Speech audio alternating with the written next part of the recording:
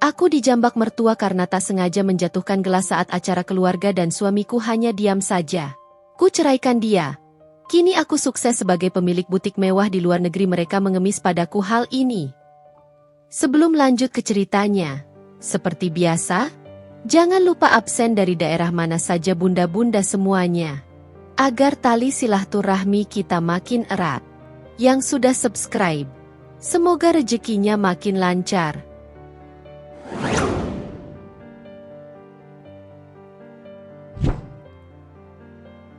Nama saya Karina. Kini, nama itu hanya sebatas kenangan yang terkubur dalam-dalam di bawah tumpukan kain sutra dan gemerlap lampu butik mewahku di Paris. Tapi mari kita kembali ke awal. Ke masa di mana Karina masih seorang menantu yang patuh, istri yang mencintai, dan wanita yang percaya bahwa kebahagiaannya telah sempurna. Aku menikahi Ardi, putra tunggal keluarga Wirayudha, 5 tahun lalu. Keluarga Wirayudha bukan sembarang keluarga. Mereka adalah dinasti bisnis properti yang disegani, dengan jaringan luas dan kekayaan tak terhingga. Menjadi menantu di keluarga ini adalah mimpi banyak wanita, dan aku, seorang gadis biasa dari keluarga sederhana, merasa seperti memenangkan lotre terbesar dalam hidup. Ardi sendiri adalah sosok yang tampan, cerdas, dan di awal pernikahan kami, ia adalah segalanya bagiku. Dia lembut, penuh perhatian, dan selalu membuatku merasa aman. Kami membangun rumah tangga di sebuah hunian mewah yang megah, dikelilingi taman luas dan fasilitas lengkap, jauh dari hiruk-pikuk kota. Dari luar, hidupku adalah definisi kesempurnaan. Namun, di balik fasad kemewahan itu, ada bayangan yang perlahan merayap. Bayangan itu bernama Ibu Arini, ibu mertuaku. Sejak awal, Ibu Arini memiliki standar yang sangat tinggi, nyaris tidak masuk akal. Ia adalah wanita yang memegang kendali penuh atas segala aspek kehidupan putranya, termasuk pernikahanku dengannya. Ardi, meski sudah dewasa, seolah tak punya keberanian untuk membantah setiap perkataan ibunya. Segala keputusan, mulai dari menu makan malam hingga jadwal liburan keluarga, harus atas persetujuan Ibu Arini. Aku berusaha keras untuk memenuhi ekspektasinya. Aku belajar memasak masakan kesukaan keluarga, mengikuti les etiket, bahkan mengurus segala kebutuhan rumah tangga tanpa bantuan asisten, hanya untuk membuatnya terkesan. Aku ingin sekali menjadi menantu yang sempurna di matanya, mendapatkan restu dan kasih sayangnya. Tapi semakin aku berusaha, semakin aku merasa seperti bayangan di rumah itu. Senyum Ibu Arini hanya muncul ketika ia berbicara tentang putranya atau ketika ada tamu penting. Padaku, tatapannya seringkali dingin, penuh penilaian, seolah aku adalah barang pecah belah yang kapan saja bisa ia singkirkan. Komentarnya halus namun menusuk, seringkali meremehkan latar belakang keluargaku atau kemampuanku sebagai istri. Karina, masakanmu lumayan, tapi Ardi lebih suka masakan bibinya. Atau, bagus kamu punya hobi merangkai bunga, tapi lebih baik fokus belajar manajemen rumah tangga yang baik. Kata-kata itu, meskipun terdengar sepele, selalu berhasil mengikis sedikit demi sedikit kepercayaan diriku. Ardi, ia seringkali menjadi penonton bisu. Awalnya, aku berpikir ia hanya tidak ingin memperkeruh suasana, atau mungkin ia akan membelaiku di belakang Ibu Arini. Tapi waktu membuktikan sebaliknya. Setiap kali Ibu Arini melontarkan komentar tajam, Ardi hanya akan mengalihkan pandangan, atau tersenyum canggung, atau bahkan kadang ikut memberikan nasihat yang senada dengan ibunya, seolah membenarkan apa yang dikatakan Ibu Arini. Pernah suatu ketika, aku menangis sendirian di kamar setelah salah satu komentar pedas Ibu Arini tentang caraku menata meja makan, dan Ardi hanya menepuk bahuku. Sudahlah, MA memang begitu. Kamu jangan terlalu ambil hati. Tidak ada pembelaan yang kuat, tidak ada pernyataan bahwa ia berdiri di sisiku. Seiring berjalannya waktu, kekosongan mulai merayap dalam diriku. Senyumku terasa hambar, tawaku terdengar palsu. Aku merasa seperti boneka yang hidup dalam sangkar emas, terikat pada aturan tak terlihat, dengan harga diri yang terkikis setiap hari. Aku mulai bertanya-tanya, apakah kebahagiaan sejati memang seperti ini? Ataukah aku hanya hidup dalam ilusi, menunggu satu percikan kecil yang akan menghancurkan segalanya? Aku tak tahu bahwa percikan itu akan datang lebih cepat dari yang kubayangkan, dalam bentuk sebutir gelas yang jatuh dan pecah. Malam itu, udara dipenuhi aroma melati dari rangkaian bunga segar yang menghiasi setiap sudut rumah megah keluarga Wirayudha. Dentingan musik klasik yang lembut mengalun dari pengeras suara tersembunyi, menciptakan suasana elegan yang sempurna untuk acara ulang tahun pernikahan perak Tante Mira, adik bungsu Ibu Arini. Aku, Karina, mengenakan gaun sutra beige yang mengalir lembut, pilihan Ardi yang katanya membuatku tampak anggun. Namun, di balik kain mewah itu, aku merasa seperti pelayan yang berbusana rapi, dituntut sempurna dalam setiap gerak. Ibu Arini memang tidak pernah meminta langsung aku melayani tamu, tapi tatapan tajamnya, bisikan halus tentang menantu ideal, sudah cukup untuk membuatku bergerak gesit dari satu sudut ke sudut lain. Aku baru saja selesai membantu menata canape di meja buffet, tanganku sedikit pegal. Saat itu, kulihat beberapa tamu penting baru saja tiba. Mereka adalah kolega bisnis ayah mertua, pria-pria berjas mahal dengan wanita-wanita berhiaskan perhiasan berkilauan. Sesuai etiket yang sudah kuhafal di luar kepala, aku harus segera mengedarkan minuman pembuka. Dengan sigap, kuraih nampan perak berisi selusin gelas kristal tinggi yang berkilau, diisi dengan sparkling cider dingin. Gelembung-gelembung kecil di dalamnya tampak menari, seolah mengejek gejolak dalam dadaku. Ruangan itu bising, dipenuhi tawa renyah, obrolan bisnis yang serius bercampur dengan gosip ringan. Aku melangkah hati-hati, pandanganku fokus pada celah di antara kerumunan.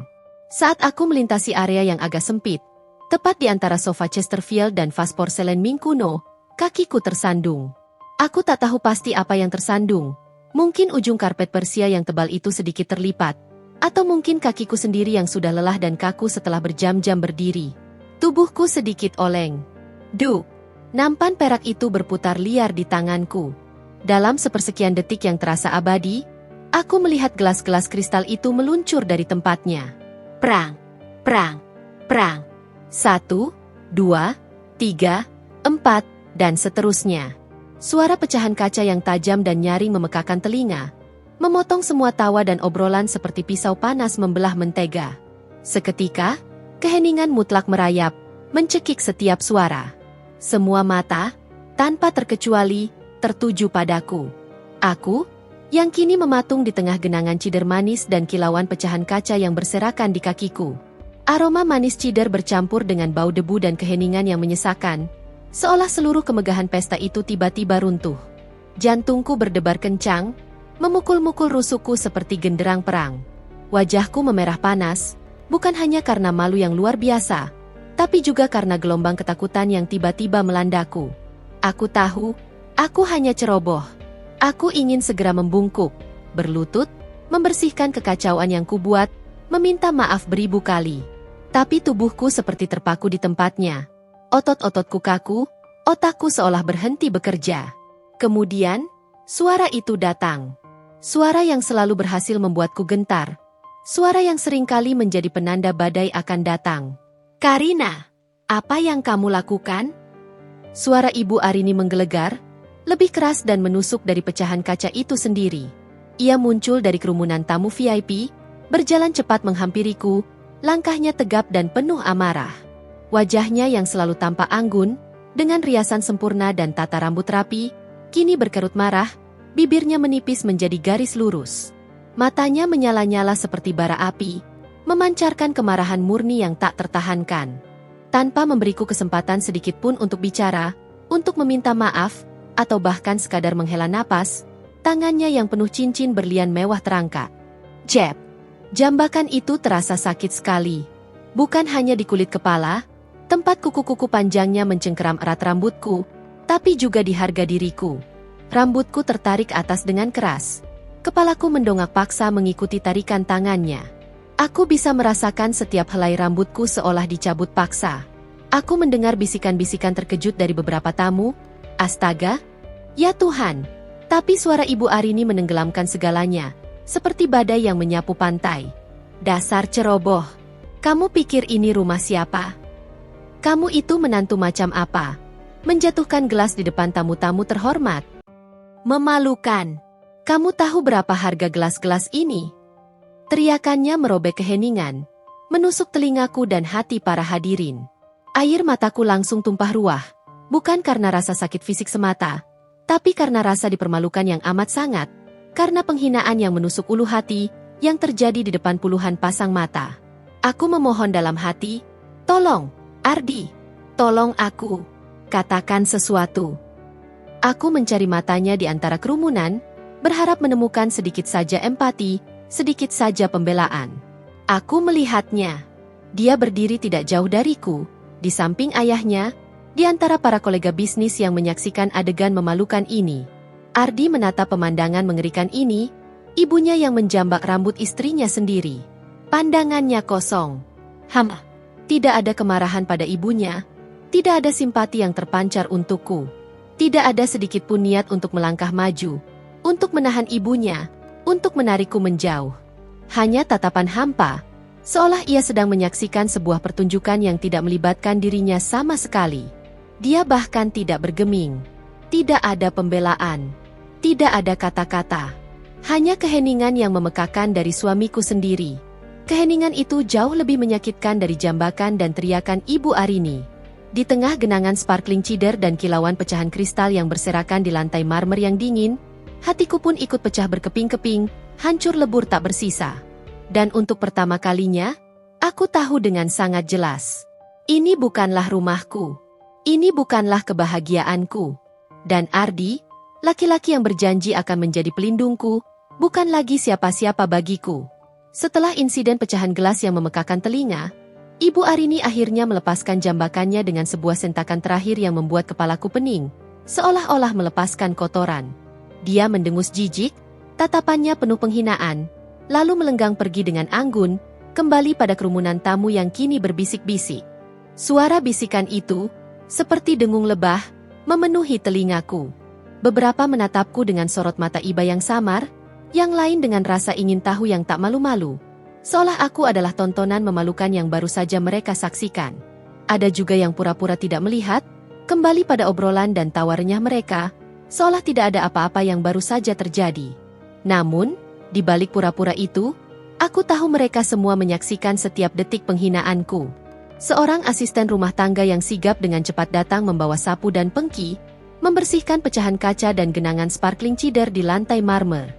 Aku berdiri terpaku di tempatku, merasakan dinginnya cairan manis yang menetes dari rambutku yang berantakan ke pipi, bercampur dengan air mata hangat yang tak bisa lagi kutahan. Rambutku terasa perih, kulit kepalaku nyeri. Namun rasa sakit fisik itu tak seberapa dibandingkan dengan rasa sakit di dalam diriku, di hatiku.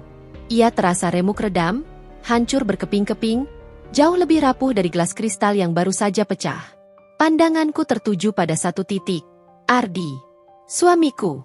Dia masih di sana, di tempatnya semula, tidak jauh dari kerumunan, berdiri di samping ayah mertua. Aku menatapnya, memohon dalam hati agar dia bergerak, sedikit saja. Agar dia mendekatiku, menanyakan keadaanku, atau setidaknya memarahiku tapi dengan sentuhan. Namun, tidak ada gerakan. Ia hanya menatapku, matanya seolah menembusku tanpa melihatku. Lalu tatapannya beralih ke lantai, ke sisa-sisa pecahan gelas, seolah itu adalah hal yang jauh lebih menarik dan penting dari istrinya yang sedang hancur. Kemudian, dengan gerakan yang nyaris tak terlihat, gerakan pengecut, ia menunduk, membisikkan sesuatu pada ayahnya. Dan kemudian, hal yang tak pernah kubayangkan terjadi. Ia berbalik. Ia benar-benar memunggungiku, perlahan tapi pasti, dan berjalan menjauh, bergabung kembali dengan kerumunan tamu dan obrolan mereka, seolah aku tak pernah ada di sana. Seolah adegan barusan tak pernah terjadi. Detik itu, detik ketika Ardi memunggungiku, mengabaikanku di hadapan puluhan orang. Itulah saat segalanya berubah dalam diriku. Bukan jambakan Ibu Arini yang menghancurkanku, bukan cemoohan para tamu, tapi diamnya Ardi. Keheningan yang ia tunjukkan itu jauh lebih menusuk, lebih kejam, dan lebih mematikan daripada ribuan makian atau tamparan. Diamnya Ardi adalah pengkhianatan terbesarku. Itu adalah bukti nyata, bukti yang tak terbantahkan, bahwa aku sendirian, bahwa aku tidak memiliki siapa-siapa di rumah ini, bahkan orang yang seharusnya menjadi separuh jiwaku, pelindungku, suamiku. Aku bisa saja menahan sakit fisik di kepala, aku bisa saja menahan malu yang menghujam.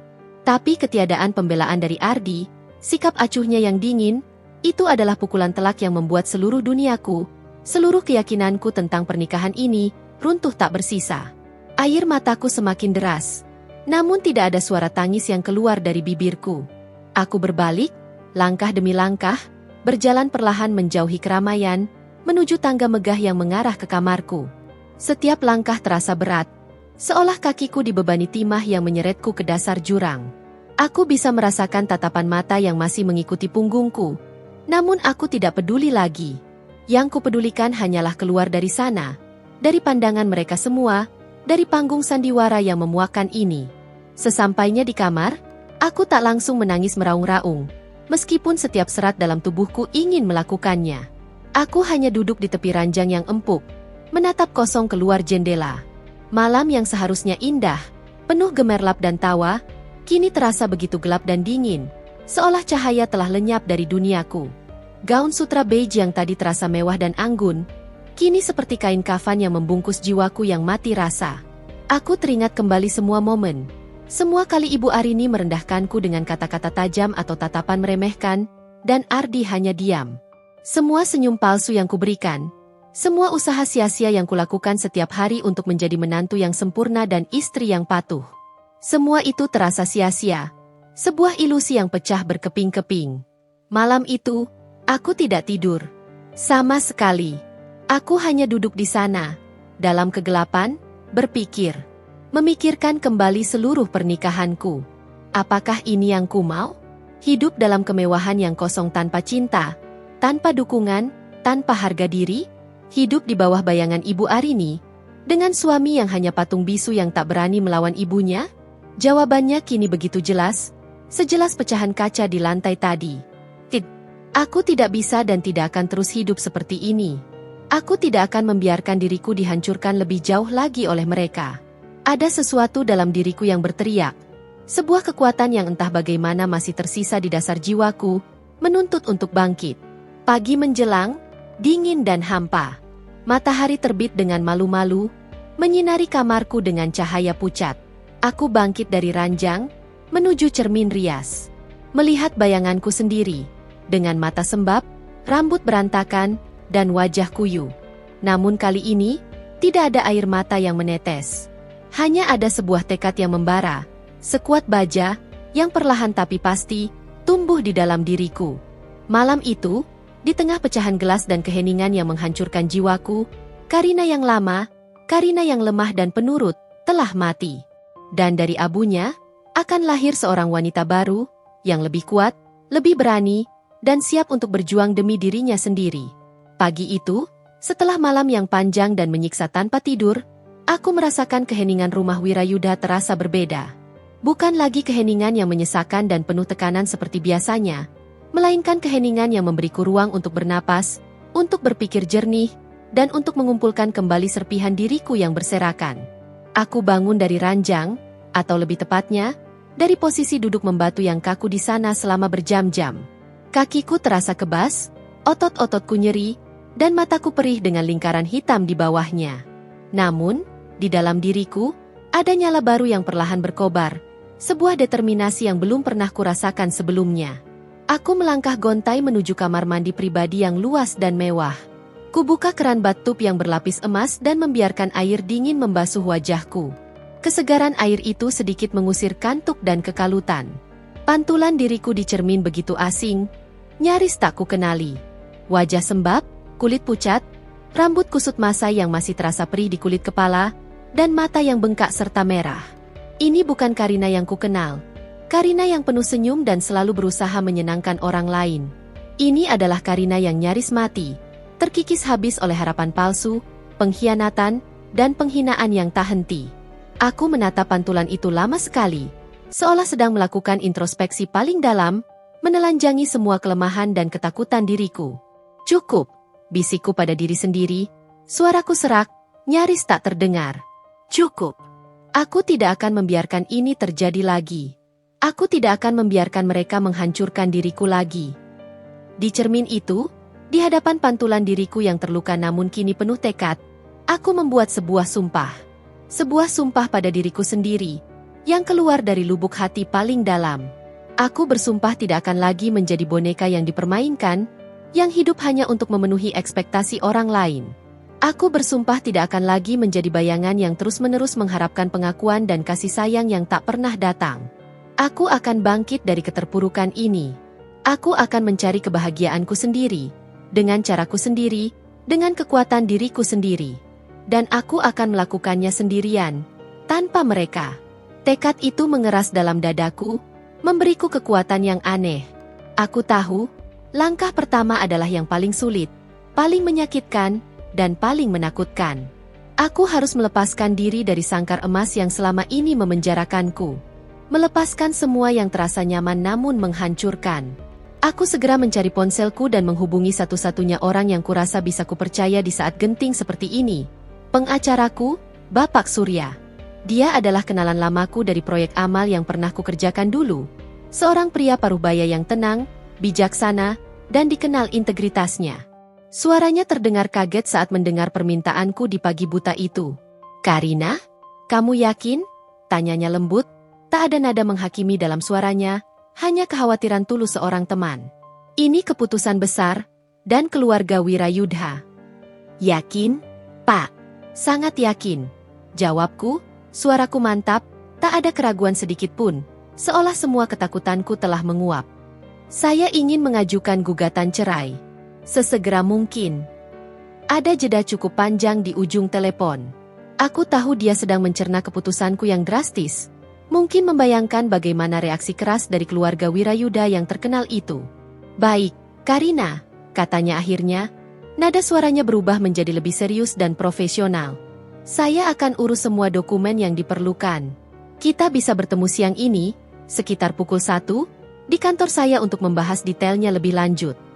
"Terima kasih banyak, Pak Surya," ucapku, napas lega yang panjang keluar dari bibirku, seolah beban bertonton terangkat dari pundakku. Telepon ditutup. Setelah itu, aku mulai bergerak dengan cepat namun tenang. Pertama, aku membersihkan diri, mengganti gaun sutra yang memuakan itu dengan pakaian yang jauh lebih sederhana, hanya celana jeans dan kaos polos. Kemudian, aku mulai membereskan barang-barangku yang paling penting. Tidak banyak, hanya beberapa setel pakaian yang benar-benar kubutuhkan, buku harian lamaku yang berisi coretan impian masa muda, dan album foto lama berisi kenangan keluarga sebelum aku menikah. Aku tidak ingin membawa apapun yang mengingatkanku pada kehidupan di rumah ini, atau pada Ardi, atau pada kemewahan yang ternyata kosong. Aku meninggalkan semua perhiasan mewah, tas desainer, sepatu mahal, dan semua hadiah dari keluarga Wirayudha di tempatnya. Mereka bisa menyimpan itu semua. Aku hanya ingin kebebasanku. Aku juga menulis sebuah surat singkat untuk Ardi. Bukan surat perpisahan yang panjang dan penuh emosi, yang akan menjelaskan semua rasa sakit dan kekecewaanku. Tidak, aku sudah muak dengan drama. Hanya beberapa baris yang menyatakan keputusanku yang final, tanpa penjelasan panjang atau penyesalan. Aku meletakkannya di meja nakas di samping tempat tidurnya, di mana ia akan menemukannya saat bangun. Aku tidak ingin menghadapinya, tidak ingin mendengar alasannya, tidak ingin melihat tatapan kosong itu lagi. Cukup sudah. Aku sudah terlalu banyak melihatnya. Ketika aku menuruni tangga, rumah masih terasa sepi. Mungkin ayah mertua sudah berangkat bekerja, dan Ibu Arini masih menikmati waktu paginya di kamar pribadinya. Aku melangkah keluar pintu depan, merasakan angin pagi yang dingin menyentuh wajahku, menyapu bersih sisa-sisa kesedihan. Ini adalah pertama kalinya aku pergi dari rumah ini tanpa izin, tanpa didampingi supir pribadi, atau tanpa pengawasan dari salah satu pelayan. Rasanya aneh, namun juga luar biasa membebaskan. Sebuah kebebasan yang telah lama kurindukan. Aku melambaikan tangan pada supir taksi daring yang sudah menungguku di gerbang depan, yang sudah kupesan lewat aplikasi. Saat taksi itu melaju menjauh dari gerbang megah rumah Wirayudha, yang terlihat seperti benteng kokoh, aku menoleh ke belakang untuk terakhir kalinya. Istana mewah itu tampak dingin, tak bernyawa, dan sunyi di bawah sinar matahari pagi. Aku tidak merasakan penyesalan sedikit pun, tidak ada keraguan. Hanya ada rasa lega yang luar biasa, sebuah kelegaan yang membanjiri seluruh ragaku, dan sebuah harapan baru yang perlahan tumbuh, mengakar kuat di dalam hatiku. Karina yang lama telah pergi, terkubur di balik gerbang besi itu.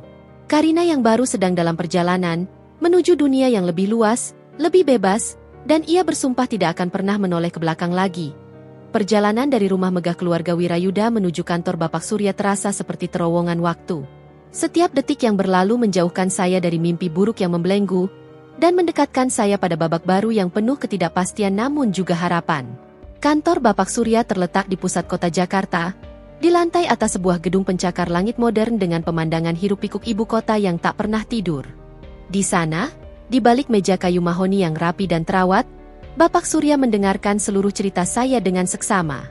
Saya menceritakan semuanya, mulai dari pernikahan yang kian hambar, tekanan tak terlihat dari Ibu Arini, hingga insiden pecahan gelas yang menjadi titik kulminasi pengkhianatan Ardi.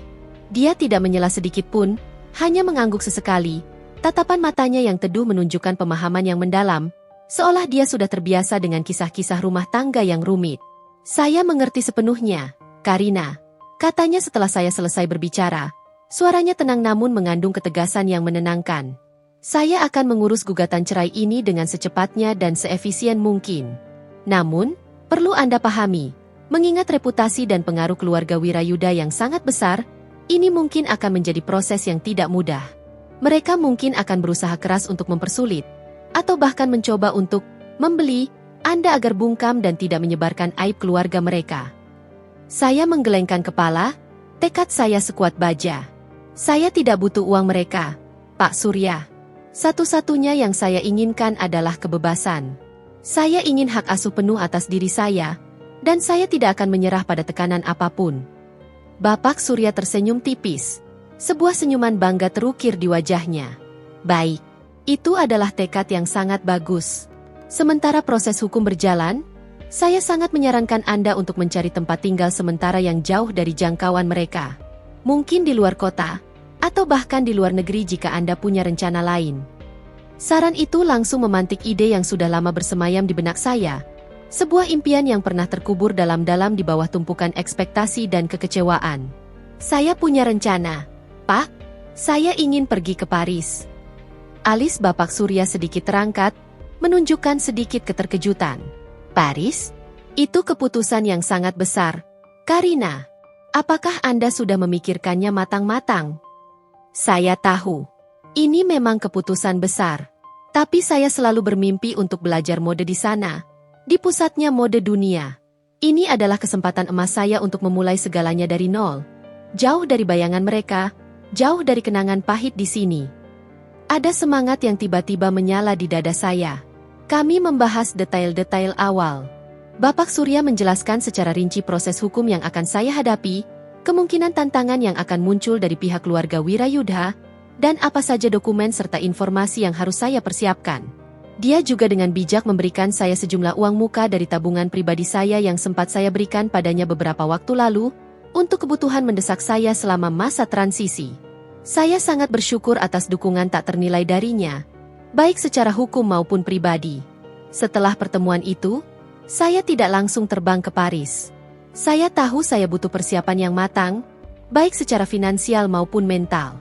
Untuk beberapa minggu ke depan, saya memutuskan untuk tinggal di sebuah apartemen sederhana yang saya sewa secara diam-diam di pinggiran Jakarta, jauh dari area mewah yang biasa dikunjungi keluarga Ardi. Ini adalah masa transisi yang aneh, seolah saya berdiri di antara dua dunia. Saya tidak lagi menjadi Nyonya Wirayuda yang terikat, namun juga belum sepenuhnya menjadi Karina yang baru, bebas, dan mandiri. Saya menghabiskan hari-hari itu dengan merenung, menyusun rencana jangka pendek dan panjang. Saya sesekali melihat berita online dan majalah gosip tentang keluarga Wirayuda. Saya tahu mereka pasti sedang mencari saya mati-matian. Berita tentang hilangnya menantu perempuan mereka mulai menyebar dengan cepat di kalangan sosialita Jakarta. Ada yang berspekulasi saya diculik, ada yang mengira saya minggat dengan laki-laki lain. Ibu Arini dan Ardi pasti sedang menutupi aib ini mati-matian, berupaya menjaga citra sempurna keluarga mereka. Saya membayangkan kemarahan Ibu Arini yang membakar, dan kebingungan Ardi yang pasif. Ironisnya, mereka tidak tahu bahwa kehilangan ini adalah pilihan saya. Sebuah langkah pertama yang sengaja saya ambil menuju kemerdekaan sejati. Pernah suatu sore, ponsel saya berdering. Layar menunjukkan nama, Ardi Wirayuda. Jantung saya sempat berdebar kencang dengan irama yang tak karuan, namun saya menolak mengangkatnya. Saya tidak siap untuk mendengar suaranya lagi, tidak siap untuk mendengar alasan klise atau janji kosong yang tak akan pernah ditepati. Saya hanya perlu fokus pada langkah ke depan, pada tujuan saya. Saya tahu ia mungkin akan mencoba menghubungi lewat kerabat atau teman, tapi saya sudah membatasi komunikasi dengan siapapun dari lingkaran sosial saya sebelumnya. Saya ingin memutus semua jembatan dengan masa lalu itu. Setiap hari yang berlalu, saya merasa sedikit lebih kuat. Setiap malam, saya menulis di buku harian saya, menuangkan semua pikiran, perasaan, dan rencana. Saya mulai menabung sekuat tenaga, menjual beberapa perhiasan sederhana yang saya bawa dan tidak ada hubungannya dengan keluarga Wirayudha, serta mengatur kursus singkat bahasa Prancis secara daring. Saya mempelajari pasar mode internasional, melihat tren terbaru, dan membayangkan setiap detail butik impian saya. Saya bahkan mulai menggambar sketsa desain gaun-gaun pertama yang ingin saya ciptakan. Suatu malam, saya melihat pantulan diri saya di cermin kecil apartemen. Kali ini, saya tersenyum. Senyum itu terasa tulus, murni, bukan lagi senyum pura-pura untuk menyenangkan orang lain. Ada kerutan lelah di sudut mata, namun ada juga cahaya harapan yang bersinar dari sana. Saya tahu perjalanan ini akan sangat berat, penuh tantangan, dan mungkin juga kesepian. Tapi saya tidak lagi sendiri. Saya punya diri saya sendiri, kekuatan diri saya sendiri, dan itu sudah lebih dari cukup. Dengan napas dalam, saya memesan tiket pesawat. Tujuan akhir, Paris. Pendar lampu kota Jakarta mulai meredup di bawahku, perlahan berubah menjadi titik-titik kecil yang akhirnya lenyap ditelan kegelapan malam saat pesawat lepas landas. Jantungku berdebar kencang, bukan lagi karena ketakutan yang mencekam, melainkan karena campuran kegembiraan yang membuncah dan kecemasan yang mendebarkan akan masa depan yang sama sekali baru. Di balik jendela pesawat yang dingin, langit malam tampak seperti kanvas hitam tak berbatas yang bertaburan jutaan permata. Setiap permata itu adalah impian baru yang kurajut dalam benakku, sebuah visi tentang siapa Karina yang akan menjadi. Aku telah meninggalkan segala hal yang kukenal, keluarga yang tak pernah benar-benar menerimaku, status sosial yang ternyata hanya sangkar emas, dan yang terpenting, diriku yang lama, yang pasif, yang terlalu sering mengalah. Kini, aku adalah Karina yang baru, seorang pengembara tunggal dengan satu tiket perjalanan dan segenggam tekad membara di genggaman. Setibanya di Paris, di Bandara Charles de Gaulle, udara dingin yang menusuk tulang menyambutku dengan embusan yang menyegarkan. Aroma roti baget panggang dan kopi Paris yang khas samar-samar tercium. Bahasa Prancis yang selama ini kudengar dari aplikasi pembelajaran daring terasa jauh berbeda ketika diucapkan oleh orang-orang di sekitarku, yang berbicara dengan intonasi cepat dan aksen yang kental. Aku mengambil napas dalam-dalam, mencoba menenangkan diri, menyerap suasana baru ini. Ini adalah awal yang sebenarnya, permulaan dari segalanya. Dengan petunjuk dari ponselku, aku menuju sebuah penginapan sederhana yang sudah kubooking secara daring. Letaknya tidak jauh dari pusat kota namun cukup tersembunyi di sebuah jalanan kecil yang sepi. Apartemen mungil dengan satu kamar tidur itu adalah rumah pertamaku yang benar-benar milikku. Tanpa tatapan menghakimi Ibu Arini, tanpa aturan tak tertulis yang menyesakan, tanpa bayangan keluarga Wirayudha. Hari-hari pertamaku di Paris adalah perjuangan nyata. Aku harus beradaptasi dengan cepat pada bahasa yang masih kaku di lidahku, budaya yang sangat berbeda dari Indonesia, dan ritme kota yang serba cepat, nyaris tak berhenti. Setiap pagi, dengan semangat menggebu, aku pergi ke sekolah mode kecil yang sudah kupilih dengan cermat, sebuah institusi swasta yang terkenal dengan pendekatan praktis dan langsung ke industri mode. Di sana, aku membenamkan diriku sepenuhnya dalam pelajaran. Aku belajar segala hal mulai dari dasar-dasar menjahit yang presisi, mendesain pola yang kompleks, hingga sejarah mode yang kaya dan tren masa kini yang terus berubah. Aku adalah murid yang paling bersemangat dan gigih. Selalu datang paling awal dan pulang paling akhir, seringkali sampai larut malam. Setiap jahitan yang kulakukan di mesin jahit, setiap goresan pensil di atas kertas sketsa, adalah langkah kecil namun pasti yang membawaku lebih dekat pada impianku, pada identitas baruku. Untuk menopang hidupku di Paris, aku mengambil berbagai pekerjaan paruh waktu yang tak pernah kubayangkan akan kulakukan. Mulai dari menjadi pelayan di kafe kecil yang ramai di Marais, membantu merangkai bunga di toko bunga yang harum, hingga menjadi asisten penata busana untuk pemotretan majalah independen. Pekerjaan-pekerjaan itu sangat melelahkan, upahnya tak seberapa, dan seringkali membuatku harus pulang larut malam dengan kaki pegal dan punggung terasa remuk. Namun, aku tak pernah mengeluh atau merasa rendah diri. Setiap euro yang kudapatkan adalah hasil keringatku sendiri, sebuah simbol kemandirian yang tak ternilai harganya. Aku belajar menghargai setiap sen, Sesuatu yang tak pernah kupelajari atau kulakukan saat masih menjadi Nyonya Wirayudha, di mana uang seolah jatuh dari langit. Sementara aku berjuang di Paris, proses perceraianku dengan Ardi terus berjalan melalui Bapak Surya di Jakarta. Sesekali, ia menghubungiku untuk mengabarkan perkembangan, dan aku selalu mendengarkan dengan tenang. Ada upaya keras dari pihak keluarga Wirayudha untuk menunda prosesnya, bahkan mencoba membujukku dengan sejumlah uang yang fantastis agar aku mencabut gugatan dan kembali pada mereka, atau setidaknya bungkam tentang apa yang terjadi. Tapi aku menolak mentah-mentah semua tawaran itu. Uang itu tidak akan pernah bisa membeli kembali harga diriku yang telah mereka injak-injak, atau menebus rasa sakit yang telah mereka torehkan.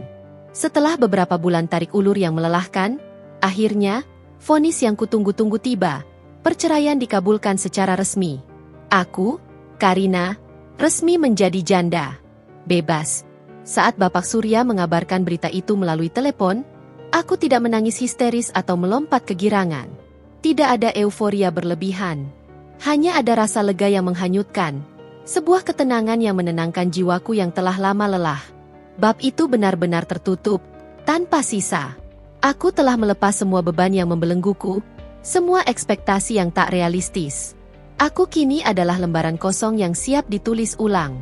Malam itu, sebagai perayaan kecil, aku membeli seporsi kroasang hangat dari toko roti terdekat dan secangkir teh panas, lalu duduk di tepi jendela apartemenku. Menatap gemerlap lampu menara Eiffel di kejauhan yang tampak berkilauan seperti berlian. Aku tahu, perjalananku masih sangat panjang, penuh rintangan yang tak terduga. Tapi setidaknya, aku kini berdiri di atas kakiku sendiri, di kota yang memberiku kesempatan kedua, sebuah kanvas baru untuk melukis masa depanku. Kota cahaya ini benar-benar menerangi jalanku, memberikan harapan di setiap sudutnya. Tahun-tahun pertama di Paris adalah ujian sejati bagi Karina. Dinginnya musim dingin Paris yang menusuk tulang seolah menandingi dinginnya sikap keluarga Wirayudha yang pernah kurasakan, namun tekad di dadaku justru lebih membara dari segalanya. Aku tak lagi menjadi Karina yang mudah menyerah atau rapuh. Setiap kesulitan yang kuhadapi adalah pelajaran berharga. Setiap penolakan yang kutelan adalah motivasi yang semakin menguatkanku. Setelah lulus dari sekolah mode dengan predikat terbaik dan nilai memuaskan, sebuah pencapaian yang membanggakan mengingat semua tantangan yang kuhadapi, aku tidak langsung mendapatkan pekerjaan impian di rumah mode ternama. Realitas industri mode sangat kejam. Persaingan sangat ketat, dan sebagai pendatang baru tanpa koneksi atau nama besar, aku harus berjuang jauh lebih keras dibandingkan teman-teman seangkatanku yang sudah memiliki privilege. Aku mengirimkan portofolio digital dan fisikku ke puluhan rumah mode, dari butik kecil independen hingga yang paling bergengsi di Avenue Montaigne. Kebanyakan email berakhir tanpa balasan, atau hanya balasan penolakan standar yang dikirim otomatis, tanpa sentuhan personal. Tapi aku tidak putus asa. Aku tahu, jika pintu depan tertutup rapat, aku harus mencari jendela, atau bahkan membuat pintu sendiri. Aku mulai mendesain dan membuat pakaianku sendiri di apartemen kecilku yang berukuran tak lebih dari 20 meter persegi. Berbekal mesin jahit tua bermerek Singer yang kubeli dari pasar loak dengan uang sisa, tumpukan kain-kain sisa produksi pabrik yang kudapatkan dengan harga sangat murah, dan setumpuk buku-buku referensi tentang teknik menjahit tingkat lanjut, aku menciptakan karya-karya pertamaku. Gaun-gaun sederhana dengan siluet unik, blus dengan sentuhan detail artistik, atau rok dengan potongan inovatif yang membuat mata melirik. Setiap malam, cahaya lampu di apartemenku tak pernah padam, mesin jahitku berdengung tanpa henti, menjadi saksi bisu setiap tetes keringat dan impian yang kurajut. Aku memotret setiap karyaku dengan kamera ponsel seadanya, berusaha mencari pencahayaan terbaik, dan mengunggahnya ke media sosial pribadiku, mencoba menjangkau pasar yang lebih luas. Awalnya, seperti yang kuduga, tidak ada yang melirik. Jumlah like dan komentar bisa dihitung jari. Tapi aku terus berusaha. Aku sering mengunjungi pasar loak seperti Marché aux Puces de Saint-Ouen dan toko kain bekas di kawasan Belleville, mencari material unik yang bisa kumanfaatkan atau bahkan kain vintage yang bisa kurancang ulang. Aku mempelajari teknik upcycling, mengubah kain-kain lama atau pakaian bekas menjadi sesuatu yang baru, menarik, dan memiliki nilai estetika tinggi. Ada kepuasan tersendiri dalam proses ini. Rasanya seperti mengubah masa laluku yang hancur menjadi masa depan yang indah dan berkelanjutan. Titik balik yang tak terduga datang ketika aku berani mengikuti sebuah pameran seni dan mode independen kecil yang diadakan di sebuah galeri komunitas di sudut kuartier Latin. Aku menyewa stan paling kecil dan paling murah. Hanya cukup untuk memajang beberapa karyaku dengan harapan bisa menarik 1 atau 2 pembeli atau sekadar mendapatkan masukan. Di antara semua karyaku, sebuah gaun malam sederhana berbahan sutra daur ulang dengan detail sulaman tangan bunga lili yang kubuat sendiri, berhasil menarik perhatian seorang wanita parubaya dengan gaya eksentrik namun sangat berkelas.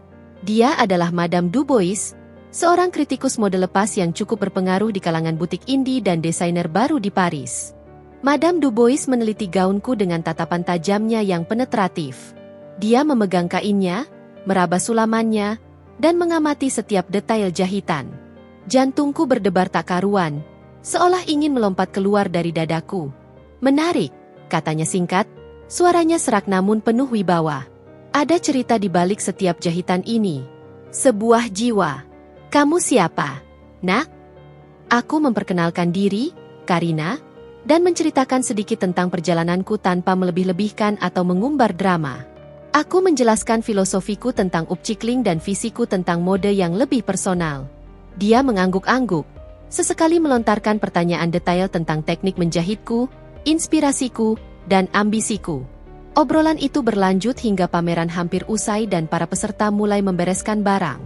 Kami berbicara tentang mode, seni, dan bahkan sedikit tentang kehidupan. Akhirnya, Madame Dubois tidak membeli gaunku. Namun, dia memberikan sesuatu yang jauh lebih berharga. Sebuah kartu nama dengan tulisan tangannya yang elegan, dan kalimat yang mengubah segalanya. Datanglah ke butik saya minggu depan, Karina. Kita bicarakan lebih lanjut. Saya rasa, kamu punya potensi yang sangat jarang ditemukan di era ini. Ada jiwa, ada kekuatan, dalam karyamu. Jangan sia-siakan itu. Kata-kata itu adalah percikan api yang sangat kubutuhkan, cahaya di ujung terowongan panjang. Jantungku berdesir gembira, perasaan yang sudah lama tak kurasakan. Ini adalah kesempatan emas, jendela yang sudah lama kucari, yang akhirnya terbuka. Malam itu, aku pulang ke apartemen kecilku, memeluk mesin jahit tua itu erat-erat. Air mata bahagia menetes di atas kain yang belum kujahit. Aku tahu, ini baru permulaan. Perjalanan panjangku baru saja dimulai. Dari sketsa-sketsa di apartemen kecil hingga sebuah langkah nyata yang akan berkilau di panggung mode dunia. Pertemuan formal pertamaku dengan Madame Dubois di butiknya yang klasik namun berani, Le Ciel de Mode, Langit Mode, adalah sebuah pelajaran yang tak ternilai harganya. Butiknya, yang terletak di sebuah jalanan kecil di Le Marais, bukan sekadar toko pakaian. Itu adalah sebuah galeri seni hidup yang dipenuhi dengan gaun-gaun haute couture pilihan dan karya desainer independen yang unik. Setiap helainya memiliki kisahnya sendiri. Madame Dubois sendiri adalah sosok yang karismatik, dengan rambut perak tertata rapi dan sepasang mata tajam yang seolah bisa melihat menembus jiwa, lebih dari sekadar benang, kain, atau tren sesaat. Dia tidak bertanya tentang masa laluku, tidak peduli dari mana aku berasal. Yang ia pedulikan hanyalah bakat sejati dan visi unik yang terpancar dari setiap sketsa dan prototipe kecilku. Karina, saya melihat potensi besar dalam dirimu, katanya, menunjuk salah satu sketsa gaunku yang kubawa, sebuah rancangan gaun malam dari sisa kain organza yang dimodifikasi. Ada keaslian dalam konsepmu, keberanian dalam pilihan materialmu, dan yang terpenting, ada cerita yang ingin kau sampaikan melalui karyamu. Tapi dunia mode tidak hanya tentang bakat semata. Ini tentang kerja keras tak kenal lelah, membangun jaringan yang kuat, dan yang paling penting, ketahanan mental yang luar biasa. Madame Dubois kemudian menawarkan posisi magang tak berbayar di butiknya. Saya tidak akan memberimu gaji dalam bentuk uang tunai sekarang. Ujarnya jujur, tatapannya tulus. Tapi saya akan memberimu ilmu, pengalaman berharga, dan kesempatan untuk melihat cara kerja industri ini dari dekat, dari perspektif yang berbeda. Kamu akan membantu saya menata butik, mengurus inventaris kain dan produk, melayani pelanggan dari berbagai kalangan, dan sesekali, saya akan membiarkanmu mengamati proses pembuatan koleksi kami, bahkan mungkin memberimu kesempatan untuk berkontribusi. Aku menerima tawaran itu tanpa ragu sedikit pun. Ini adalah kesempatan emas yang tidak boleh kusia-siakan. Selama beberapa bulan berikutnya, aku membenamkan diriku sepenuhnya di Le Ciel de Mode. Aku belajar banyak hal yang tidak pernah diajarkan di bangku sekolah mode. Aku belajar tentang manajemen butik yang efektif, seni pemilihan kain berkualitas tinggi yang tepat untuk setiap desain, detail fitting yang sempurna untuk setiap bentuk tubuh, dan yang paling penting, Bagaimana berinteraksi dengan pelanggan yang berkelas dan seringkali memiliki selera yang sangat tinggi dan menuntut. Madame Dubois adalah mentor yang luar biasa. Ia kritis, namun selalu memberikan masukan yang membangun dan dorongan yang tulus. Ia mengajarkan tentang etika bisnis yang solid, tentang pentingnya membangun hubungan yang tulus dengan pemasok dan pelanggan, dan tentang bagaimana sebuah merek yang sukses dibangun dari nol, bukan dari sekadar nama besar. Di sela-sela pekerjaanku di butik, aku masih terus mendesain dan menjahit di apartemen kecilku setiap malam hingga dini hari. Madame Dubois seringkali melihat sketsaku, memberikan masukan yang konstruktif dan terkadang menyarankan jenis kain atau teknik tertentu yang bisa kupelajari. Ia juga dengan murah hati mengenalkanku pada beberapa pemasok kain kecil yang etis dan pengrajin lokal yang memiliki keahlian khusus dalam bordir atau tenun. Dari merekalah, aku belajar banyak tentang seluk-beluk bahan, teknik tradisional Prancis, dan pentingnya keberlanjutan dalam industri mode. Aku juga mulai membangun jaringan kecilku sendiri. Aku menghadiri acara-acara mode lokal, pameran seni, dan workshop desain yang sering diadakan di Paris. Aku memberanikan diri untuk berkenalan dengan desainer muda lain, fotografer yang sedang naik daun, model independen, dan jurnalis mode dari majalah-majalah kecil. Aku tidak punya uang untuk membeli iklan besar di majalah-majalah ternama, jadi aku mengandalkan kekuatan jejaring, rekomendasi dari mulut ke mulut, dan tentu saja, kualitas karyaku untuk menarik perhatian. Aku sering memberikan beberapa desain kecilku sebagai hadiah atau endorsement kepada teman-teman baru yang tertarik, berharap mereka bisa membantu menyebarkan namaku atau memberikan exposure. Berita tentang proses perceraianku dengan Ardi sesekali masih sampai ke telingaku melalui Bapak Surya. Ia mengabarkan bahwa keluarga Wirayuda sangat geram dengan keputusanku. Ibu Arini disebut-sebut sangat terpukul dengan aib ini. Sementara Ardi tampak bingung dan frustasi, tidak mengerti mengapa aku bersikap sekeras itu. Mereka mencoba berbagai cara untuk menghubungiku, melalui telepon, email, bahkan mencoba mencari tahu keberadaanku. Namun Bapak Surya selalu menjadi tameng yang kokoh, menangkis semua upaya mereka. Aku tidak peduli lagi. Fokusku adalah masa depanku di Paris, yang perlahan tapi pasti, mulai berbentuk nyata. Lambat laun, kerja kerasku mulai membuahkan hasil yang manis. Beberapa blog mode lokal yang berpengaruh dan majalah independen mulai menulis tentang desain-desainku yang unik, memuji sentuhan personal, kreativitas dalam penggunaan bahan, dan konsep upcycling yang kuusung. Pelanggan, Le Ciel de Mode, yang melihat beberapa karyaku, yang dipajang dengan izin Madame Dubois, seringkali bertanya, "Ini karya siapa, Madame Dubois? Ini sangat istimewa." Dan Madame Dubois dengan bangga akan menjawab, "Ini adalah karya desainer muda kami, Karina. Dia memiliki masa depan yang cerah." Aku mulai menerima pesanan kecil, satu persatu. Awalnya dari teman-teman dan kenalan baru, kemudian dari orang-orang yang melihat karyaku di media sosial atau direkomendasikan langsung oleh Madame Dubois. Setiap pesanan adalah kemenangan kecil, sebuah validasi atas perjuanganku. Setiap gaun yang selesai kujahit dengan tanganku sendiri adalah langkah maju yang signifikan. Aku tidak lagi merasa takut atau ragu. Aku tahu aku berada di jalan yang benar. Di kota cahaya ini, di balik bayangan impian yang perlahan mewujud, aku menemukan diriku yang sesungguhnya. Seorang desainer, seorang pejuang, seorang wanita yang tak akan pernah lagi membiarkan orang lain mendefinisikan dirinya. 2 tahun penuh perjuangan dan dedikasi telah berlalu sejak pertemuan pertama saya dengan Madame Dubois. Selama kurun waktu itu, saya menyerap semua ilmu dan pengalaman yang ia berikan seperti spons yang haus air.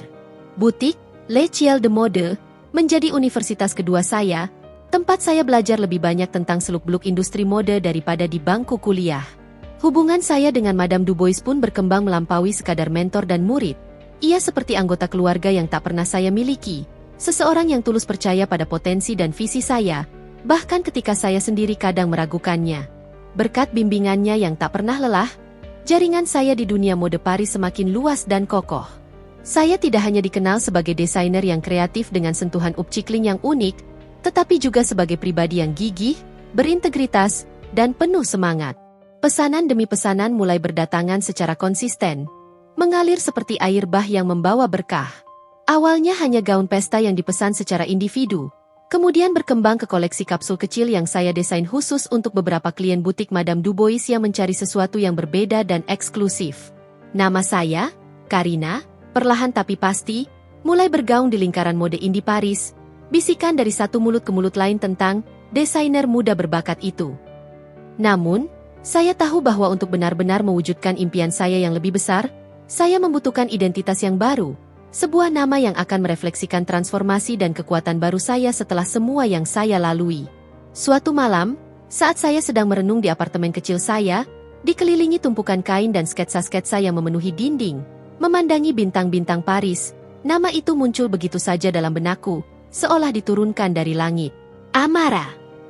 Saya segera mencari tahu maknanya. Dalam beberapa bahasa kuno, itu berarti abadi atau tak lekang oleh waktu. Dalam bahasa lain, terutama dari akar Sanskerta, itu bisa berarti pahit atau kekuatan yang bangkit dari kepahitan. Kedua makna itu terasa sangat pas, merangkum perjalanan hidup saya. Amara adalah Karina yang telah melalui kepahitan yang mendalam, namun bangkit menjadi sesuatu yang abadi, kuat, dan tak terkalahkan. Saya memutuskan, merek busana saya akan bernama Amara Mode. Dengan dukungan finansial yang tak terduga dari Madame Dubois, yang melihat potensi besar dalam merek saya dan menawarkan investasi sebagai bentuk kemitraan yang setara, serta tabungan hasil jerih payah saya sendiri yang sudah terkumpul lumayan, saya memutuskan untuk mengambil langkah besar berikutnya. Saya menyewa sebuah atelier kecil di area Marais yang modis, tidak jauh dari butik Madame Dubois. Tempat itu dulunya adalah galeri seni tua, dengan langit-langit tinggi, dinding bata ekspos, dan cahaya alami yang melimpah dari jendela besar. Sebuah kanvas sempurna untuk sebuah studio desain dan butik kecil. Proses renovasi atelier itu adalah proyek penuh cinta dan keringat. Saya mengerjakannya sendiri sebisa mungkin, dibantu oleh beberapa teman baru yang saya kenal di sekolah mode dan beberapa pengrajin lokal yang direkomendasikan Madame Dubois. Kami mengecat dinding dengan warna netral yang menenangkan, merapikan lantai kayu yang sudah usang, merakit furnitur bekas namun artistik yang saya beli dari pasar loak, dan menata setiap ruang kerja dengan efisien. Saya ingin setiap sudut atelier ini mencerminkan filosofi Amara Mode, elegan, berkelanjutan, dan penuh cerita. Disinilah koleksi pertama Amara Mode akan lahir, dari tangan dan hati saya sendiri, dari benang-benang impian yang saya rajut. Grand Opening Amara Mode adalah momen yang mendebarkan sekaligus mengharukan. Tanggal 14 Juli, bertepatan dengan Hari Bastille di Paris, menjadi penanda kemerdekaan baru bagi saya. Madame Dubois hadir, dengan senyum bangga, membawa serta beberapa kenalannya dari media dan influencer mode terkemuka. Ruangan atelier yang sederhana namun ditata dengan apik dan sentuhan seni itu dipenuhi aroma bunga lili segar dan keharuman kain sutra. Saya memamerkan koleksi pertama saya yang sepenuhnya berlabel Amara Mode, sebuah koleksi gaun malam yang terinspirasi dari arsitektur klasik Paris, seperti lengkungan Arc de Triomphe atau detail Notre Dame, dengan sentuhan upcycling yang kini menjadi ciri khas dan identitas unik saya. Responnya luar biasa. Para tamu, yang sebagian besar adalah penikmat mode sejati, terkesan dengan detail rumit, kualitas jahitan yang presisi, dan terutama, cerita di balik setiap busana. Seorang jurnalis dari majalah mode terkemuka, Paris Vogue Trends, yang dikenal sangat selektif, bahkan sempat mewawancarai saya secara eksklusif. Konsep upcycling Anda sangat menarik. Karina, apa filosofi Anda di balik pilihan ini? Tanyanya, mencatat dengan cepat di buku kecilnya. Saya tersenyum tulus, menatapnya dengan mata berbinar. Setiap kain, seperti halnya setiap individu, memiliki sejarahnya sendiri. Terkadang, sejarah itu mungkin penuh dengan kerusakan atau cacat di mata orang lain, dianggap tidak lagi berharga. Tapi saya percaya, dengan sentuhan kreativitas, ketekunan, dan visi yang baru, kain-kain itu bisa dihidupkan kembali, menjadi sesuatu yang lebih indah, lebih unik, dan memiliki nilai yang jauh lebih dalam. Sama seperti seseorang yang bangkit dari keterpurukan, dari pengalaman pahit, dan menemukan kekuatan baru yang tak terduga. Artikel tentang Amara Mode dan filosofi saya segera terbit, dilengkapi dengan foto-foto koleksi saya yang memukau. Berita itu menyebar cepat, membawa nama saya ke kancah mode yang lebih luas dan kompetitif. Pesanan membanjiri, butik-butik lain mulai menghubungi untuk kolaborasi, dan permintaan wawancara datang bertubi-tubi dari berbagai media. Amara Mode, yang lahir dari kepahitan dan tekad seorang wanita yang patah hati, kini berdiri tegak di kota cahaya, memancarkan sinarnya sendiri yang unik. Ini baru permulaan, dan saya tahu, Impian ini akan terus bertumbuh, menjadi sesuatu yang jauh lebih besar dari yang pernah kubayangkan. 3 tahun telah berlalu sejak grand opening Amara Mode, dan butik kecilku di Marais telah berkembang pesat melampaui ekspektasi. Atelier yang dulunya hanya memuat satu mesin jahit tua dan tumpukan kain sisa, kini telah bertransformasi menjadi sebuah ruang kreatif yang sibuk, dipenuhi dengan desainer muda berbakat dan tim penjahit yang terampil. Kami bekerja dalam harmoni. Setiap orang memiliki peran penting dalam mewujudkan visi Amara Mode. Nama Amara Mode bukan lagi sekadar bisikan di kalangan desainer indie Paris, melainkan merek yang diakui secara global, sebuah sinonim untuk fashion yang inovatif dan etis. Koleksi-koleksiku secara rutin tampil di Fashion Week Paris, menerima ulasan positif dan pujian dari kritikus mode terkemuka dunia, dan dikenakan oleh selebriti papan atas di karpet merah, dari aktris Hollywood hingga bangsawan Eropa. Aku, Karina, atau lebih tepatnya Amara, kini adalah seorang desainer sukses yang dihormati di kancah mode internasional. Wawancara demi wawancara dengan majalah mode terkemuka, pemotretan untuk sampul majalah gaya hidup, dan undangan gala dinner mewah di berbagai kota mode dunia, telah menjadi bagian dari rutinitas harian yang melelahkan namun memuaskan. Aku sering melakukan perjalanan bisnis ke Milan, New York, dan Tokyo untuk menjalin kerjasama strategis dengan butik-butik mewah dan mengembangkan pasar Amara Mode ke benua lain. Kesibukan ini luar biasa. Setiap hari terasa seperti maraton tanpa henti. Namun setiap momennya adalah buah dari kerja keras, air mata, dan tekad yang tak pernah padam.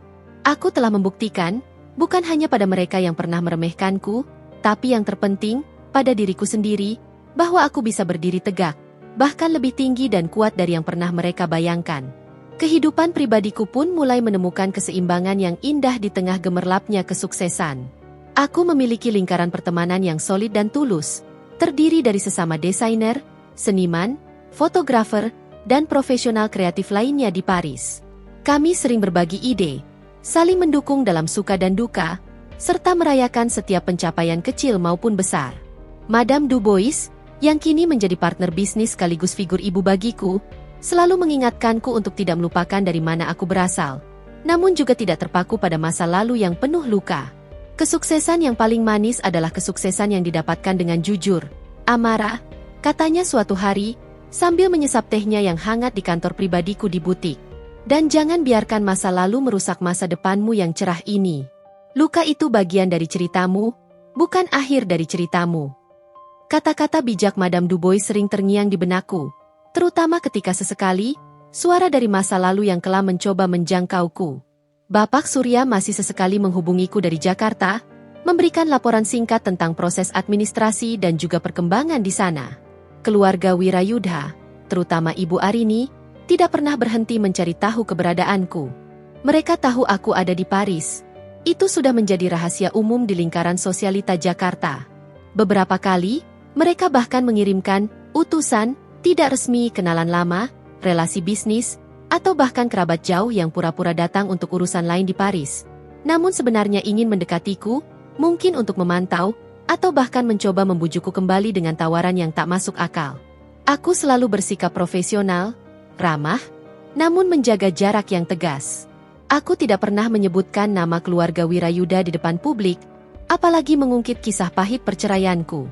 Aku ingin Amara Mode dikenal karena inovasi, kualitas, dan filosofi, bukan karena sensasi drama pribadi yang menjijikkan. Namun, terkadang, berita tentang mereka tetap sampai padaku, seperti hembusan angin dingin yang membawa kabar tak menyenangkan. Kali ini, berita itu datang dari sumber yang tak terduga dan tak bisa diabaikan. Seorang kenalan lama yang kebetulan sedang berlibur di Paris dan mampir ke butikku karena penasaran setelah melihat namaku di majalah. Setelah obrolan ringan dan pujian basa-basi tentang butikku, ia dengan nada kasihan yang dibuat-buat bercerita. Karina, kamu tahu, keadaan keluarga Wirayudha sedang tidak baik. Bisnis properti mereka terpuruk parah sekali. Banyak proyek mangkrak, dan mereka terlilit utang besar yang tak terbayangkan.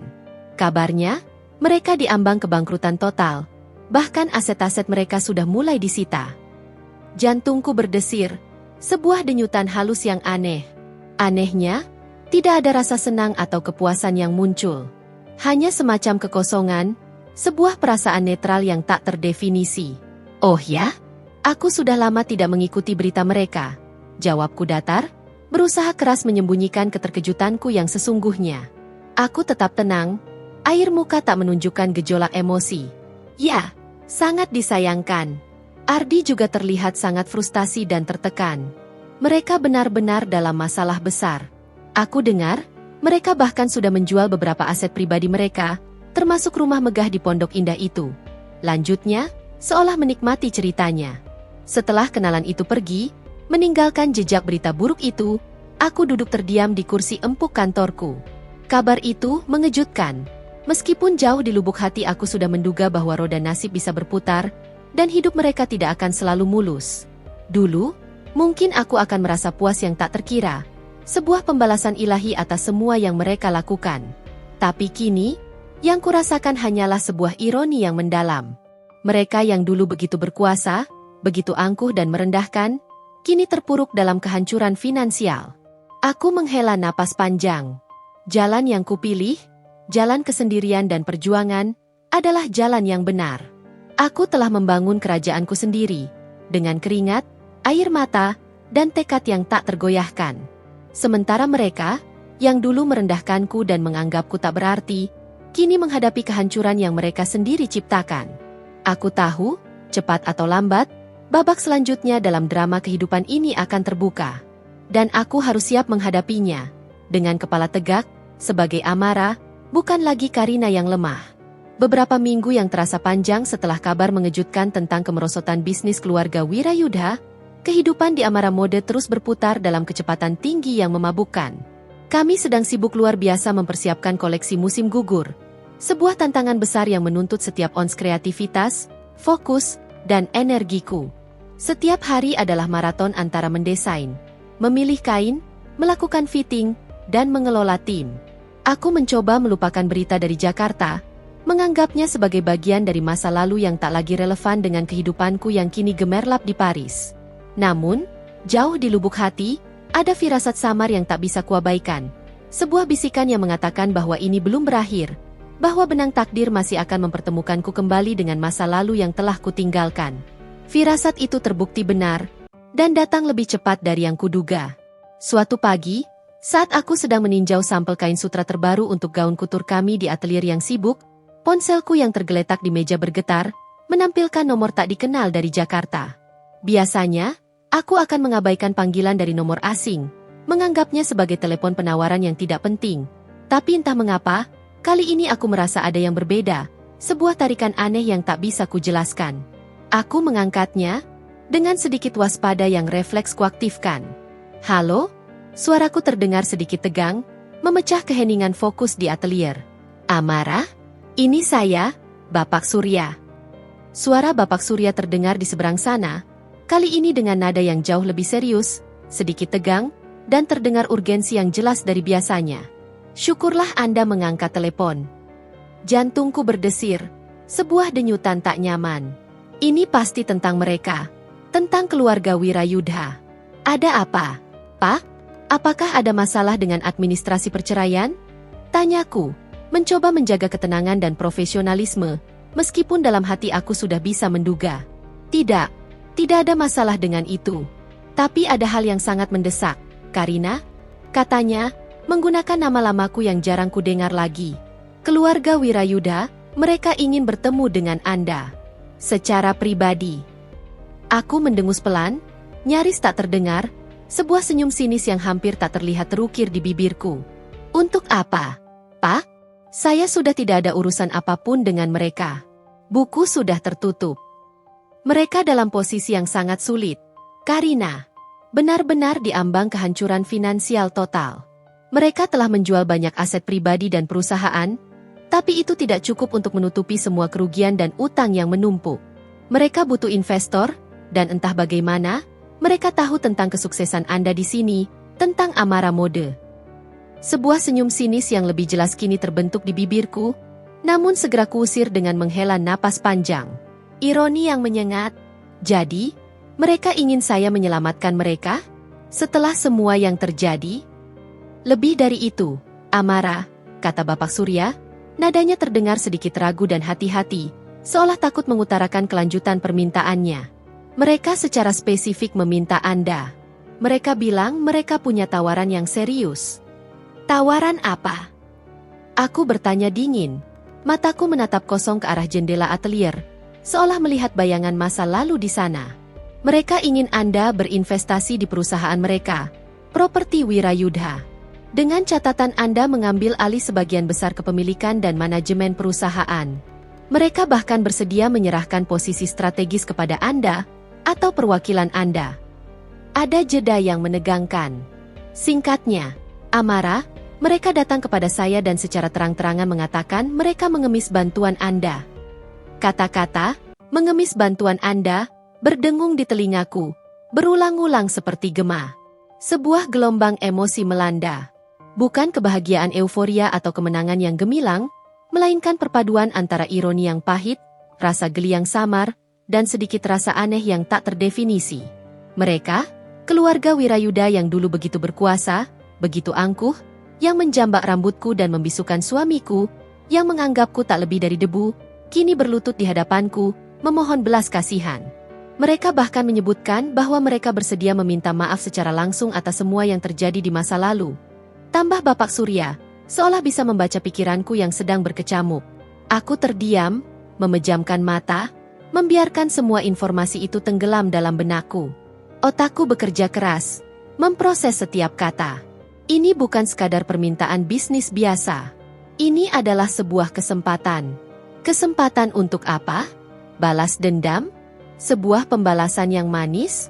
Atau sebuah penegasan mutlak atas diriku yang baru? Atas Amara yang kini telah bangkit? Apa tanggapan Ardi? Tanyaku, suaraku nyaris tak terdengar, hampir seperti bisikan. Nama itu, yang sudah lama sekali tak kuucapkan, terasa asing dan hambar di lidahku. Ardi, dia sangat terpuruk. Dari yang saya dengar, dia tidak punya daya. Dia setuju dengan semua keputusan ibunya. Dia tidak punya pilihan lain selain menerima keadaan. Aku menarik napas panjang, mengumpulkannya dari dasar paru-paru. Baik, Pak Surya. Atur pertemuannya. Bapak Surya terdengar terkejut namun lega di ujung telepon. Kapan Anda ingin mereka datang ke Paris? Atau Anda yang akan kembali ke Jakarta? Saya tidak akan kembali ke Jakarta, Pak Surya. Tidak untuk saat ini, jawabku tegas, tanpa ragu. Mereka yang harus datang ke sini, ke Paris, ke butik Amara Mode. Biarkan mereka melihat sendiri apa yang telah saya bangun dengan kedua tangan saya, dengan keringat dan air mata saya. Suaraku mantap, penuh otoritas yang tak tergoyahkan. Dan pastikan mereka datang dalam waktu dekat. Saya tidak punya banyak waktu untuk bermain-main. Jadwal saya sangat padat. Telepon ditutup. Aku menatap keluar jendela atelierku, ke arah menara Eiffel yang menjulang anggun. Puncaknya berkilau ditimpa sinar matahari pagi. Aroma kain sutra dan kulit baru memenuhi udara di sekitarku, sebuah aroma kesuksesan yang kurai sendiri.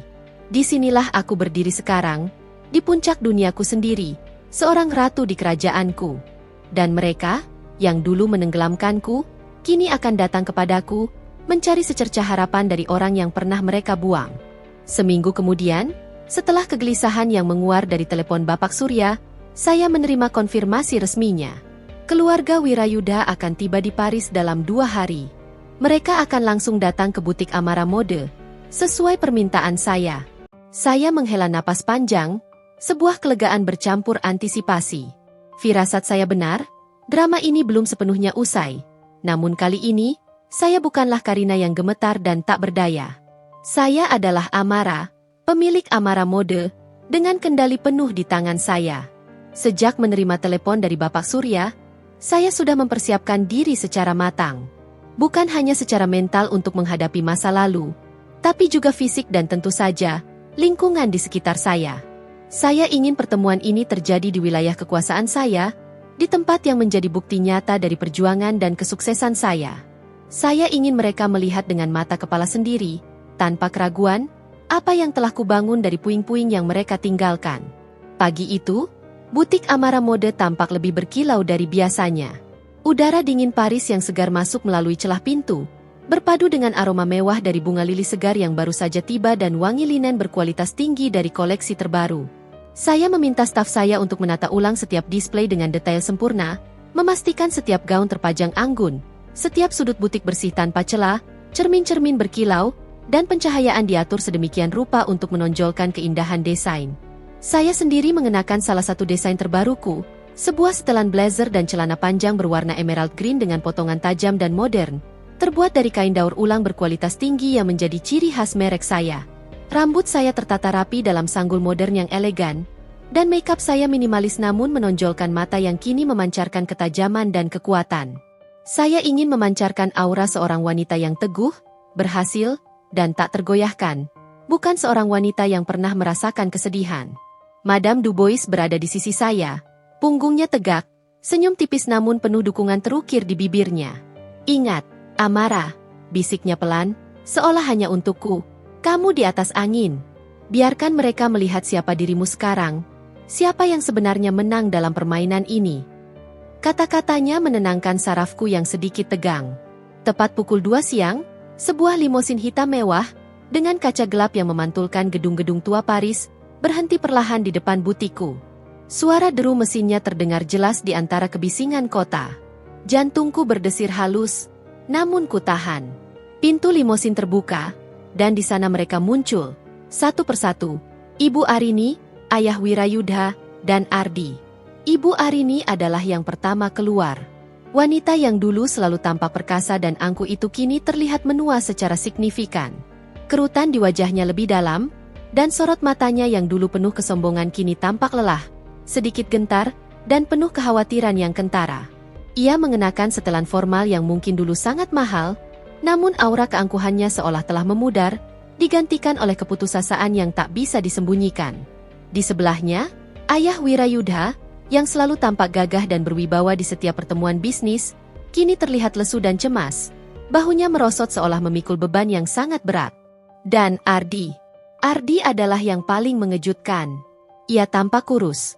Wajahnya cekung dengan lingkaran hitam di bawah mata, dan rambutnya yang sedikit berantakan terlihat kurang terawat. Aura ceria dan percaya diri yang dulu dimilikinya, yang dulu membuatku jatuh cinta, telah lenyap tak bersisa, digantikan oleh ekspresi kelelahan, kehampaan, dan keputusasaan yang mendalam. Ia mengenakan kemeja yang sedikit kusut dan celana bahan yang terlihat usang, jauh dari gaya rapi dan branded yang dulu selalu ia kenakan.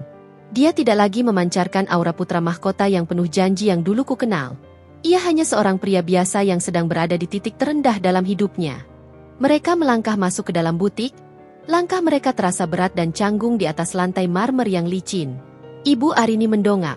Matanya yang dulu hanya menatapku dengan jijik, kini menyapu seluruh ruangan butik yang mewah, elegan, dan penuh cita rasa tinggi. Saya bisa melihat keterkejutan dan kekaguman yang samar di matanya. Bibirnya sedikit terbuka, seolah tak percaya dengan apa yang dilihatnya. Ayah Wirayudha juga memandangi sekeliling, rahangnya mengeras, seolah menahan sesuatu. Kemudian, mata Ibu Arini akhirnya bertemu denganku.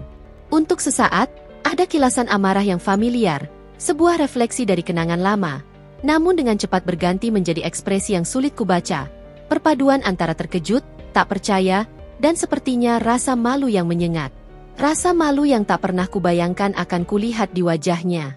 Aku tidak tersenyum sedikit pun. Aku tidak menunduk, tidak ada gentar dalam diriku.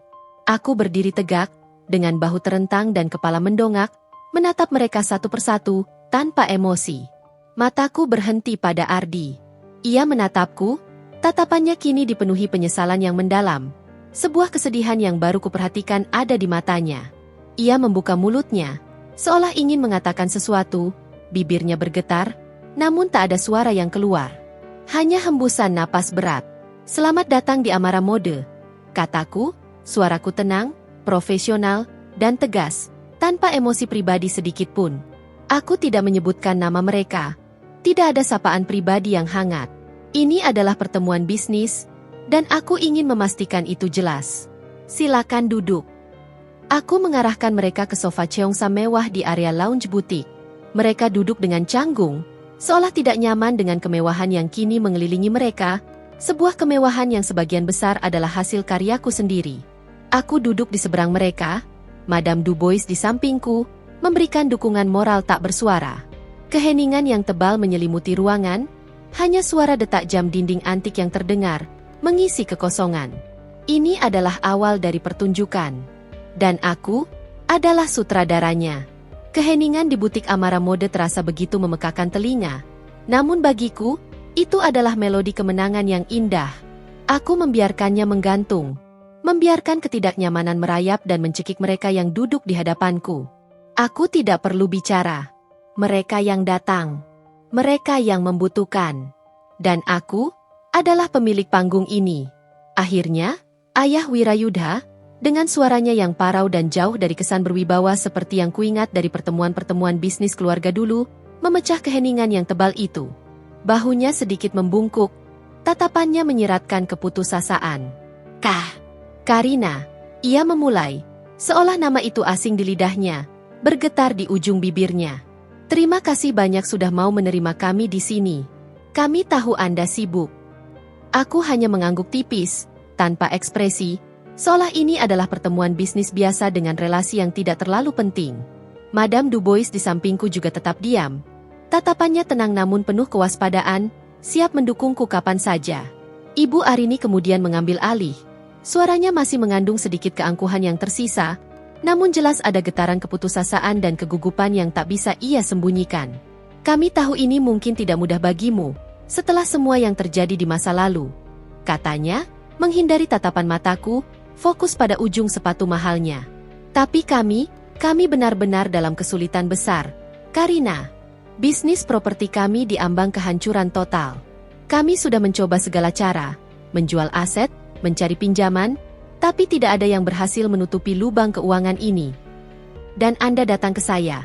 Potongku, suaraku datar dan dingin, tanpa emosi sedikit pun. Setelah berapa tahun saya berjuang sendiri di sini, tanpa dukungan dari siapapun dari kalian. Ibu Arini tersentak. Wajahnya memerah samar karena malu dan mungkin sedikit marah karena interupsi langsungku. Kami tidak tahu kamu akan sesukses ini. Ia tergagap, mencoba mencari kata-kata. Kamu dulu hanya. Ia menggantungkan kalimatnya. Tidak berani melanjutkan kata, menantu biasa, atau tidak berguna, yang dulu sering ia sematkan padaku dengan nada meremehkan. Aku menatapnya lurus, sorot mataku menusuk, tak gentar sedikit pun. Dulu saya hanya menantu ceroboh yang Anda jambak di depan tamu-tamu terhormat Anda, bukan? Kalimat itu keluar begitu saja, tajam dan dingin, menusuk langsung ke inti masalah, mengembalikan kenangan pahit itu ke permukaan. Ibu Arini tersentak lagi, matanya sedikit membelalak, kemudian menunduk, tidak sanggup menatapku. Tangannya terlihat gemetar tipis di pangkuannya.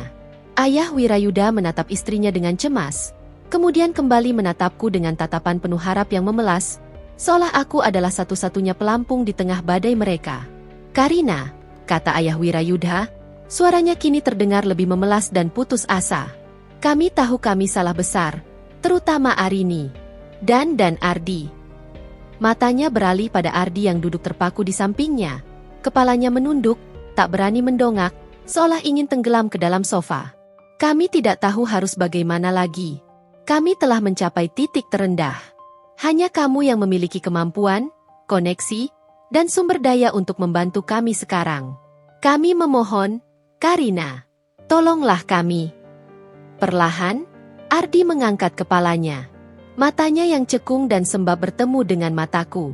Ada kesedihan yang mendalam di sana, dan penyesalan yang tulus.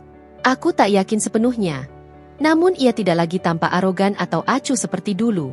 Ia hanya seorang pria yang hancur, terbebani oleh kehancuran keluarganya. Karina, aku minta maaf. Ucapnya lirih, suaranya serak dan nyaris tak terdengar, seolah setiap kata adalah beban yang berat. Aku tahu aku salah besar saat itu. Aku pengecut.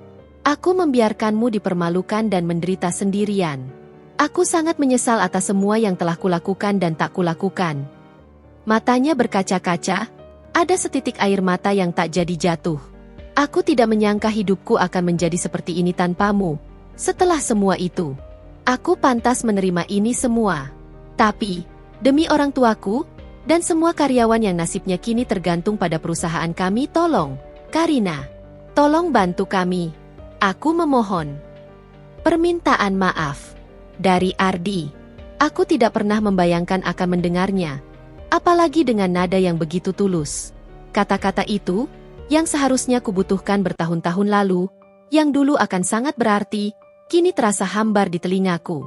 Rasa sakitnya sudah hilang, digantikan oleh kekosongan dan ironi. Aku telah melampaui fase itu. Luka-luka itu sudah mengering, menyisakan bekas luka yang kini menjadi kekuatanku.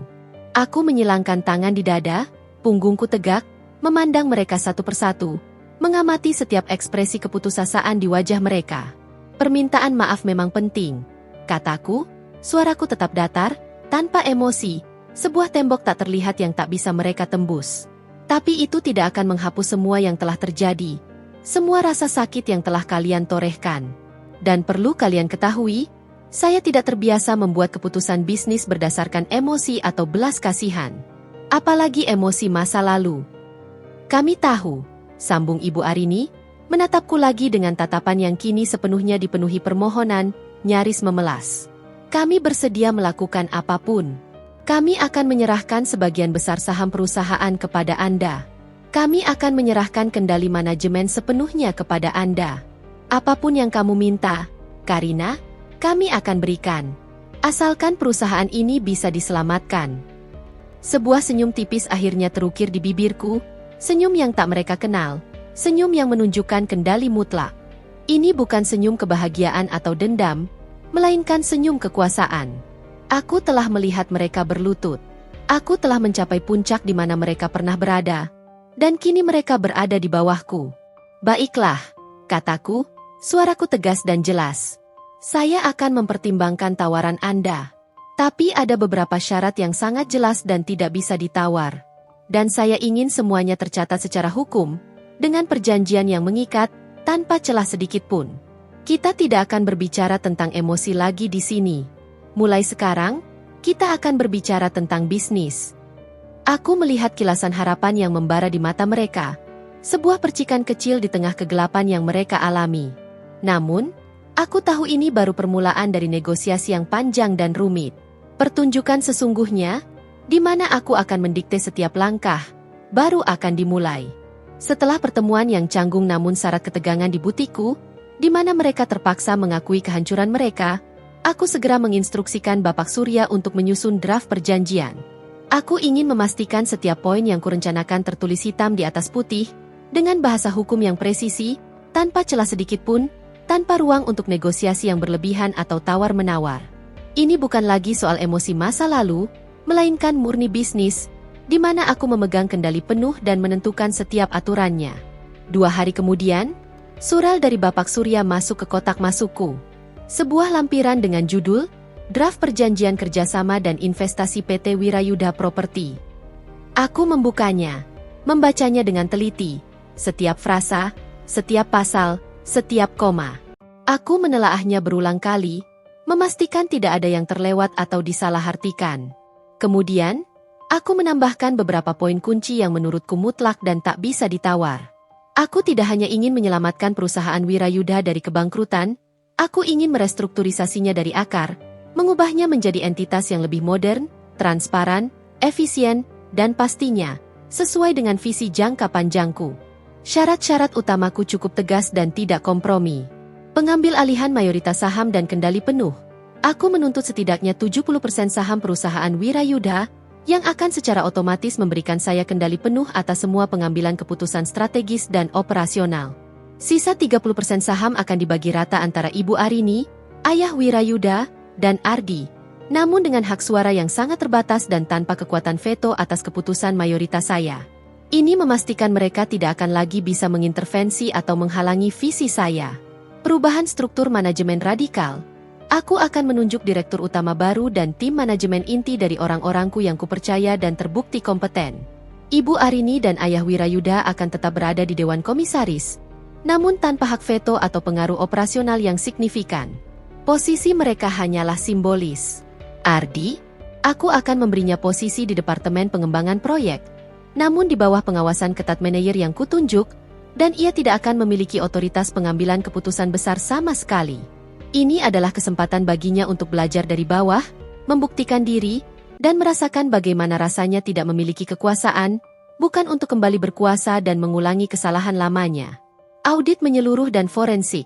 Aku menuntut audit finansial dan operasional menyeluruh dan forensik terhadap seluruh aset, liabilitas, dan utang perusahaan. Aku ingin tahu pasti seberapa besar masalah yang sebenarnya, di mana celah-celah korupsi atau manajemen yang buruk yang menyebabkan kehancuran mereka, dan berapa total kerugian yang harus kutanggung. Aku tidak ingin ada kejutan tersembunyi. Perubahan nama dan rebranding total. Aku bersikeras untuk melakukan perubahan nama perusahaan properti Wirayudha menjadi Amara Property, sebagai simbol era baru dan visi yang sepenuhnya berbeda di bawah kendali saya. Selain itu, seluruh proyek yang akan datang akan mengikuti filosofi keberlanjutan, desain inovatif, dan etika bisnis yang sama dengan yang saya terapkan di Amara Mode. Ini adalah upaya untuk menghapus citra lama yang terkait dengan kegagalan dan kekakuan. Penandatanganan pernyataan maaf publik, privat ini adalah poin yang paling sensitif, dan aku tahu ini akan menjadi pil pahit yang sangat sulit ditelan bagi Ibu Arini. Aku meminta mereka untuk secara formal dan legal menandatangani sebuah pernyataan tertulis yang mengakui kesalahan mereka di masa lalu terhadapku, termasuk insiden penjambakan dan pengabaian Ardi. Pernyataan ini secara privat akan menjadi bagian dari dokumen perjanjian hukum, sebuah pengakuan yang tak bisa ditarik kembali. Ini bukan untuk dipublikasikan secara luas, melainkan untuk penegasan pribadiku, sebuah pengakuan resmi atas penderitaanku dan sebuah garis penutup yang tak bisa diganggu-gugat. Sebuah bentuk keadilan emosional yang tak bisa dibeli dengan uang. Ketika Bapak Surya mengirimkan draft final perjanjian yang telah disetujui bersamaku kepada mereka di Jakarta, responsnya langsung terasa. Ibu Arini, melalui telepon dengan Bapak Surya, sempat menyatakan keberatan yang sangat keras, terutama pada poin perubahan nama perusahaan dan permintaan maaf tertulis. Ia merasa itu adalah penghinaan yang tak bisa diterima, sebuah upaya untuk menghapus sejarah dan martabat keluarga mereka. Ia bersikeras bahwa ini terlalu banyak. Namun, Bapak Surya dengan tenang dan tegas mengingatkannya pada posisi mereka saat ini, di ambang kebangkrutan, tanpa pilihan lain, tanpa investor lain yang mau menolong. Ia juga menegaskan bahwa ini adalah satu-satunya dan kesempatan terakhir agar aku bersedia membantu. Nyonya Karina memiliki kendali penuh sekarang, kata Bapak Surya kepadanya, seperti yang ia ceritakan padaku. Ini adalah tawaran terakhir. Jika tidak setuju, beliau tidak akan melangkah lebih jauh. Beliau punya banyak pilihan lain. Mendengar itu, aku hanya tersenyum tipis, sebuah senyum penuh kepuasan yang dingin.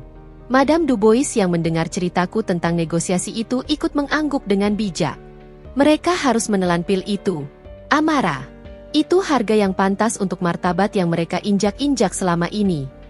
Pada akhirnya, setelah negosiasi yang alot, penuh ketegangan, dan perdebatan internal yang pasti terjadi di antara mereka, keluarga Wirayudha terpaksa setuju.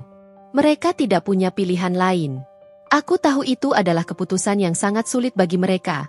Sebuah pengorbanan harga diri yang menyakitkan. Tapi bagiku, itu adalah penegasan, sebuah bentuk keadilan yang dingin dan objektif. Aku telah mendapatkan kembali kendali penuh atas narasiku sendiri, atas hidupku, dan kini, aku akan mengendalikan takdir mereka, demi masa depan yang lebih baik. Perjanjian telah disetujui. Babak berikutnya dari hidupku, dan dari perusahaan mereka, akan segera dimulai di bawah benderaku. 1 bulan setelah penandatanganan perjanjian yang mengikat di Paris, sebuah dokumen yang menjadi saksi bisu atas pertukaran kekuasaan yang tak terduga, aku kembali menginjakan kaki di tanah Jakarta. Kali ini, tidak ada lagi rasa takut yang mencekam atau gentar yang menyelimuti langkahku. Hanya ada determinasi baja dan kepercayaan diri yang kuat, sebuah aura yang terbentuk dari perjuangan panjang. Aku datang bukan sebagai menantu yang diasingkan dan terbuang, melainkan sebagai investor utama dan pengendali baru dari perusahaan yang dulu mutlak dimiliki keluarga Wirayudha. Pesawat mendarat mulus di Bandara Internasional Soekarno-Hatta, roda-rodanya menyentuh aspal dengan derit ringan. Saat aku melangkah keluar dari gerbang kedatangan, nuansa familiar kota yang tak pernah tidur ini langsung menyergap indraku. Bapak Surya sudah menungguku di pintu kedatangan. Senyumnya lebar, matanya memancarkan rasa bangga yang tulus. Di sampingnya, berdiri seorang pria muda berjas rapi, wajahnya cerdas dan tanggap. Dia adalah Rama, asisten profesional yang disiapkan Bapak Surya untuk membantuku beradaptasi dan mengelola detail operasional di Jakarta. Selamat datang kembali, Amara, sapa Bapak Surya, suaranya dipenuhi antusiasme. Semua sudah siap sesuai jadwal. Mereka menunggu Anda di kantor pusat. Aku mengangguk singkat, tatapanku lurus ke depan. Baik. Mari kita selesaikan ini. Perjalanan dari bandara ke pusat kota adalah kilas balik yang aneh dan surrealis. Jalanan Jakarta yang padat, gedung-gedung tinggi yang menjulang, dan kemacetan yang khas, yang dulu terasa asing dan penuh kenangan pahit akan kekalahan, kini tampak berbeda di mataku. Setiap gedung tinggi, setiap putaran roda mobil di kemacetan, seolah menjadi bagian dari medan pertempuran yang kini kuinginkan untuk kutaklukkan. Aroma knalpot, keringat, dan makanan jalanan yang dulu membuatku pusing, kini terasa seperti aroma kemenangan. Kantor pusat Wirayuda Property, yang sekarang resmi akan menjadi Amara Property, adalah gedung pencakar langit megah di jantung distrik bisnis Jakarta. Aku pernah datang ke sini beberapa kali saat masih bersama Ardi, selalu merasa canggung, kecil, dan tidak pada tempatnya di antara para eksekutif berjas. Hari ini, aku melangkah masuk melalui lobi marmer yang megah dengan aura yang berbeda, aura seorang pemilik, seorang pengambil keputusan. Langkahku mantap, tatapanku tegas. Saat aku memasuki ruang rapat utama di lantai teratas, sebuah ruangan luas dengan meja mahoni panjang dan kursi-kursi kulit mewah, mereka sudah menunggu. Ibu Arini, Ayah Wirayudha, dan Ardi duduk di seberang meja panjang, wajah mereka tegang dan serius. Mereka tampak lebih kurus, bayangan-bayangan di bawah mata mereka semakin gelap, dan sorot mata mereka menunjukkan campuran antara kelelahan yang mendalam, kekalahan yang pahit, dan sedikit rasa gentar saat melihatku. Sebuah pemandangan yang tak pernah kubayangkan akan kulihat. Aku berjalan masuk, Madame Dubois melenggang anggun di sampingku, kehadirannya menambah kesan berkelas dan kekuatan pada diriku. Di belakang kami, Bapak Surya dan asisten baruku, Rama, mengikuti dengan raut wajah profesional.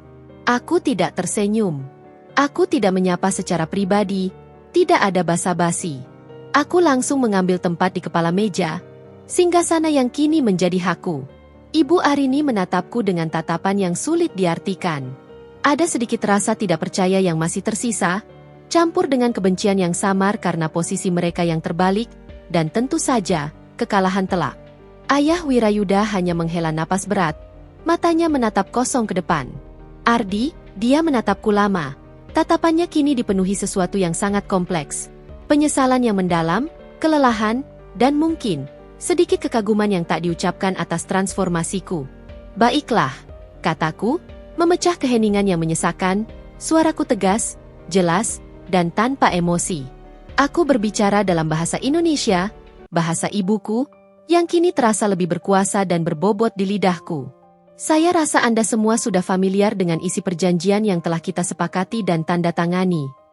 Aku melihat mereka mengangguk kaku, ekspresi mereka menunjukkan mereka memang telah membaca setiap poin dengan saksama. Mulai hari ini, lanjutku, tatapanku menyapu wajah mereka satu persatu, memastikan setiap orang memahami. Perusahaan ini akan beroperasi di bawah manajemen baru, di bawah nama Amara Property. Saya akan mengambil alih posisi direktur utama. Bapak Surya akan bertindak sebagai penasihat hukum utama. Dan tim manajemen inti yang baru akan mulai bekerja besok pagi. Kita punya banyak pekerjaan rumah yang harus diselesaikan untuk merestrukturisasi perusahaan ini. Ibu Arini membuka mulutnya, seolah ingin memprotes. Namun Ayah Wirayudha dengan cepat meletakkan tangannya di lengan istrinya, sebuah isyarat tegas untuk menahan diri dan menerima kenyataan. Ardi hanya menunduk, tidak berani mengangkat kepala, seolah semua beban dunia ada di pundaknya. Mengenai posisi Anda semua, aku melanjutkan, nadaku tetap datar, tanpa belas kasihan. Sesuai perjanjian, Anda berdua, Bapak dan Ibu Wirayudha, akan tetap menjadi bagian dari Dewan Komisaris, namun tanpa hak suara operasional atau keterlibatan dalam pengambilan keputusan harian. Pak Ardi, Anda akan ditugaskan di Departemen Pengembangan Proyek, di bawah pengawasan langsung dari Kepala Departemen yang akan saya tunjuk. Posisi Anda adalah belajar dari dasar. Aku melihat Ardi tersentak kecil, sebuah ekspresi terkejut di wajahnya. Namun ia tidak mengatakan apa-apa. Ia hanya mengangguk pelan, menerima nasibnya. Saya ingin memastikan satu hal, kataku, suaraku sedikit mengeras, penuh penekanan yang tak terbantahkan. Saya tidak akan menolerir intervensi atau campur tangan dalam manajemen. Kita akan bekerja secara profesional, efisien, dan transparan. Fokus kita adalah menyelamatkan perusahaan ini dari keterpurukan dan membawanya ke era baru kesuksesan. Jika ada yang mencoba menghalangi, atau berbuat curang, saya tidak akan ragu untuk mengambil tindakan sesuai hukum yang berlaku. Tidak ada ruang untuk permainan lama. Aku mengakhiri perkataanku dengan tatapan tajam, menyorot mereka satu persatu, memastikan pesanku tersampaikan dengan jelas. Mereka hanya bisa mengangguk pasrah, tanda kekalahan mutlak. Pertemuan singkat itu adalah penyerahan kekuasaan yang tak terbantahkan. Singgasana telah berpindah tangan. Aku telah kembali, bukan untuk menghancurkan, tetapi untuk membangun kembali di atas puing-puing, dengan caraku sendiri, dengan visi yang baru. Dan kali ini, tidak ada yang bisa menghentikanku. Kedatanganku di Jakarta sebagai Direktur Utama Amara Properti bagaikan badai yang mengamuk di tengah stagnansi yang telah membelenggu perusahaan selama bertahun-tahun. Aku tidak datang untuk beradaptasi dengan sistem lama, melainkan untuk mengubahnya secara fundamental, dari akar hingga pucuk.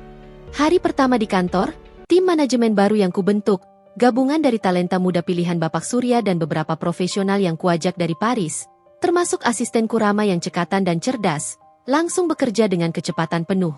Prioritas utama kami adalah melakukan audit menyeluruh yang transparan dan perombakan struktur perusahaan secara total. Ruang kerjaku, yang dulunya adalah milik ayah Wirayudha, kini dipenuhi dengan sketsa desain proyek properti baru yang inovatif, diagram alur kerja yang efisien, dan papan visual berisi analisis keuangan yang rumit. Aku bekerja tanpa henti, dari pagi hingga larut malam, seringkali hanya ditemani secangkir kopi hitam dan keheningan kantor yang mulai terbiasa kudengar. Setiap detail laporan keuangan yang kuselami, setiap data proyek mangkrak yang kupelajari, menguak betapa parahnya kerusakan yang ada. Wirayudha Properti bukan hanya diambang kebangkrutan, tetapi juga memiliki praktik manajemen yang usang, birokrasi berbelit-belit yang menghambat inovasi, dan bahkan indikasi korupsi di beberapa tingkatan yang sudah mengakar. Keputusan-keputusan sulit mulai kuambil dengan tangan dingin dan hati yang teguh. Aku merampingkan departemen yang tidak efisien, memberhentikan karyawan-karyawan yang terbukti tidak kompeten atau terlibat dalam praktik kotor, dan membatalkan proyek-proyek yang tidak menguntungkan atau tidak sesuai dengan visi baru perusahaan. Tentu saja, langkah-langkah ini menimbulkan gejolak dan resistensi internal. Ada bisik-bisik ketidakpuasan di lorong-lorong kantor, resistensi pasif dari karyawan lama yang merasa terancam, dan tatapan curiga dari beberapa pihak yang mungkin merasa terganggu kepentingannya. Namun, aku tak gentar. Aku memiliki dukungan penuh dari Bapak Surya sebagai penasihat hukum dan Dewan Direksi yang baru, yang semuanya kupercayakan sepenuhnya. Ibu Arini dan Ayah Wirayudha, yang kini hanya berstatus komisaris tanpa kekuatan nyata, terlihat semakin terpuruk dan tak berdaya. Mereka sesekali datang ke kantor, mencoba mengintervensi atau melontarkan kritik pedas, terutama Ibu Arini. "Karina, ini terlalu drastis. Kamu akan menghancurkan apa yang sudah dibangun bertahun-tahun lamanya oleh kakek moyang Ardi." Protes Ibu Arini suatu pagi, suaranya melengking tinggi, saat aku mengumumkan pembatalan salah satu proyek warisan yang mereka banggakan namun terbukti merugikan. Aku menatapnya dingin, tanpa emosi. Yang hancur adalah perusahaan ini, Ibu. Saya hanya membersihkan puing-puingnya dan membangun fondasi yang lebih kuat. Dan keputusan ini sudah saya pertimbangkan matang-matang dengan data dan analisis, bukan dengan sentimen. Ayah Wirayudha hanya bisa menghela napas, tak berdaya menengahi. Mereka melihat kekuasaan mereka direnggut, sedikit demi sedikit, di depan mata mereka sendiri, tanpa bisa berbuat apa-apa selain menerima. Bagaimana dengan Ardi? Ia bekerja di Departemen Pengembangan Proyek, di bawah pengawasan ketat manajer yang kutunjuk. Aku jarang berinteraksi langsung dengannya, hanya sebatas urusan pekerjaan yang sangat formal. Ia tampak jauh lebih pendiam dari sebelumnya, sering terlihat murung dan memendam pikirannya sendiri. Sesekali, aku menangkap tatapannya dari jauh, sebuah campuran antara rasa bersalah yang mendalam, penyesalan atas masa lalu, dan mungkin, sebuah pengakuan diam-diam atas kehebatanku. Ia tidak lagi mencoba mendekatiku atau berbicara hal pribadi. Ia hanya bekerja, menerima perintah, seolah menjadi bayangan dari dirinya yang dulu berkuasa. Namun, di tengah kesibukan restrukturisasi internal ini, ada bayangan lain yang mulai mengintai dari luar. Pesaing lama Wirayudha Properti, terutama sebuah konglomerat properti besar bernama Dharma Realty, mulai menunjukkan pergerakan agresif yang mencurigakan. Mereka rupanya mengetahui kelemahan Wirayudha Properti selama ini dan sempat mencoba mengambil alih aset-asetnya saat perusahaan itu diambang kebangkrutan. Kini, dengan kedatanganku dan upaya restrukturisasi yang masif, Mereka melihat Amara Property sebagai ancaman baru yang harus dieliminasi. Aku mulai menerima laporan tentang berbagai upaya mereka untuk menyabotase proyek-proyek yang akan kami garap, mulai dari penundaan izin, memfitnah, menyebarkan desas-desus negatif tentang kondisi finansial perusahaan yang masih rentan, hingga mencoba membajak beberapa karyawan kunci kami dengan tawaran yang menggiurkan. Ini adalah pertarungan yang berbeda, bukan lagi tentang emosi pribadi atau drama keluarga, melainkan tentang perang bisnis yang kejam dan tak kenal ampun. Suatu malam, saat aku masih di kantor, menyelesaikan beberapa berkas, Bapak Surya datang dengan ekspresi sangat serius. "Amara, kita harus berhati-hati. Dharma Realty bukan lawan yang main-main. Pemiliknya, Tuan Dharma, adalah pemain lama yang licik. Ia dikenal tidak ragu menggunakan cara kotor untuk mencapai tujuannya." Aku menatap kota Jakarta yang gemerlap di luar jendela. Pantulannya tercermin di kacamataku, seolah kota itu adalah cerminku. Saya tahu, Pak, saya tidak akan mundur sejengkal pun. Saya sudah datang sejauh ini, melewati begitu banyak rintangan. Biarkan mereka mencoba. Mereka belum tahu siapa yang sedang mereka hadapi sekarang. Badai restrukturisasi di dalam perusahaan berpadu dengan badai persaingan di luar. Aku menyambutnya. Kali ini, aku tidak sendirian. Aku memiliki tim yang solid, visi yang jelas, dan yang paling penting, pengalaman dari masa lalu yang telah membentukku menjadi Amara yang tak terkalahkan. Aku siap untuk pertarungan ini. Setahun kemudian, Amara Property bangkit dari keterpurukan. Proyek-proyek baru berjalan sukses, dan reputasi perusahaan melambung tinggi di bawah kendaliku. Bisnis properti Wirayuda yang dulu megah kini sepenuhnya bertransformasi menjadi kerajaanku. Keluarga Wirayuda, yang kini hanya bayangan di Dewan Komisaris, menyaksikan dengan pasrah. Ardi, meski masih bekerja, tak lagi mengangkat kepala dengan angkuh. Suatu sore, aku berdiri di puncak gedung pencakar langit baru milik Amara Property, memandang cakrawala Jakarta. Angin berembus lembut, menerbangkan beberapa helai rambutku. Bukan dendam yang kurasakan, melainkan sebuah kepuasan mendalam. Aku tidak hanya menyelamatkan sebuah perusahaan, tetapi juga menyelamatkan diriku sendiri. Aku tersenyum. Bukan senyum pura-pura, bukan senyum sinis. Ini adalah senyum sejati. Senyum kemenangan seorang wanita yang telah menemukan kekuatannya sendiri, membangun impiannya dari nol, dan akhirnya benar-benar bebas. Masa lalu telah menjadi fondasi, bukan belenggu. Aku, Amara, adalah arsitek takdirku sendiri.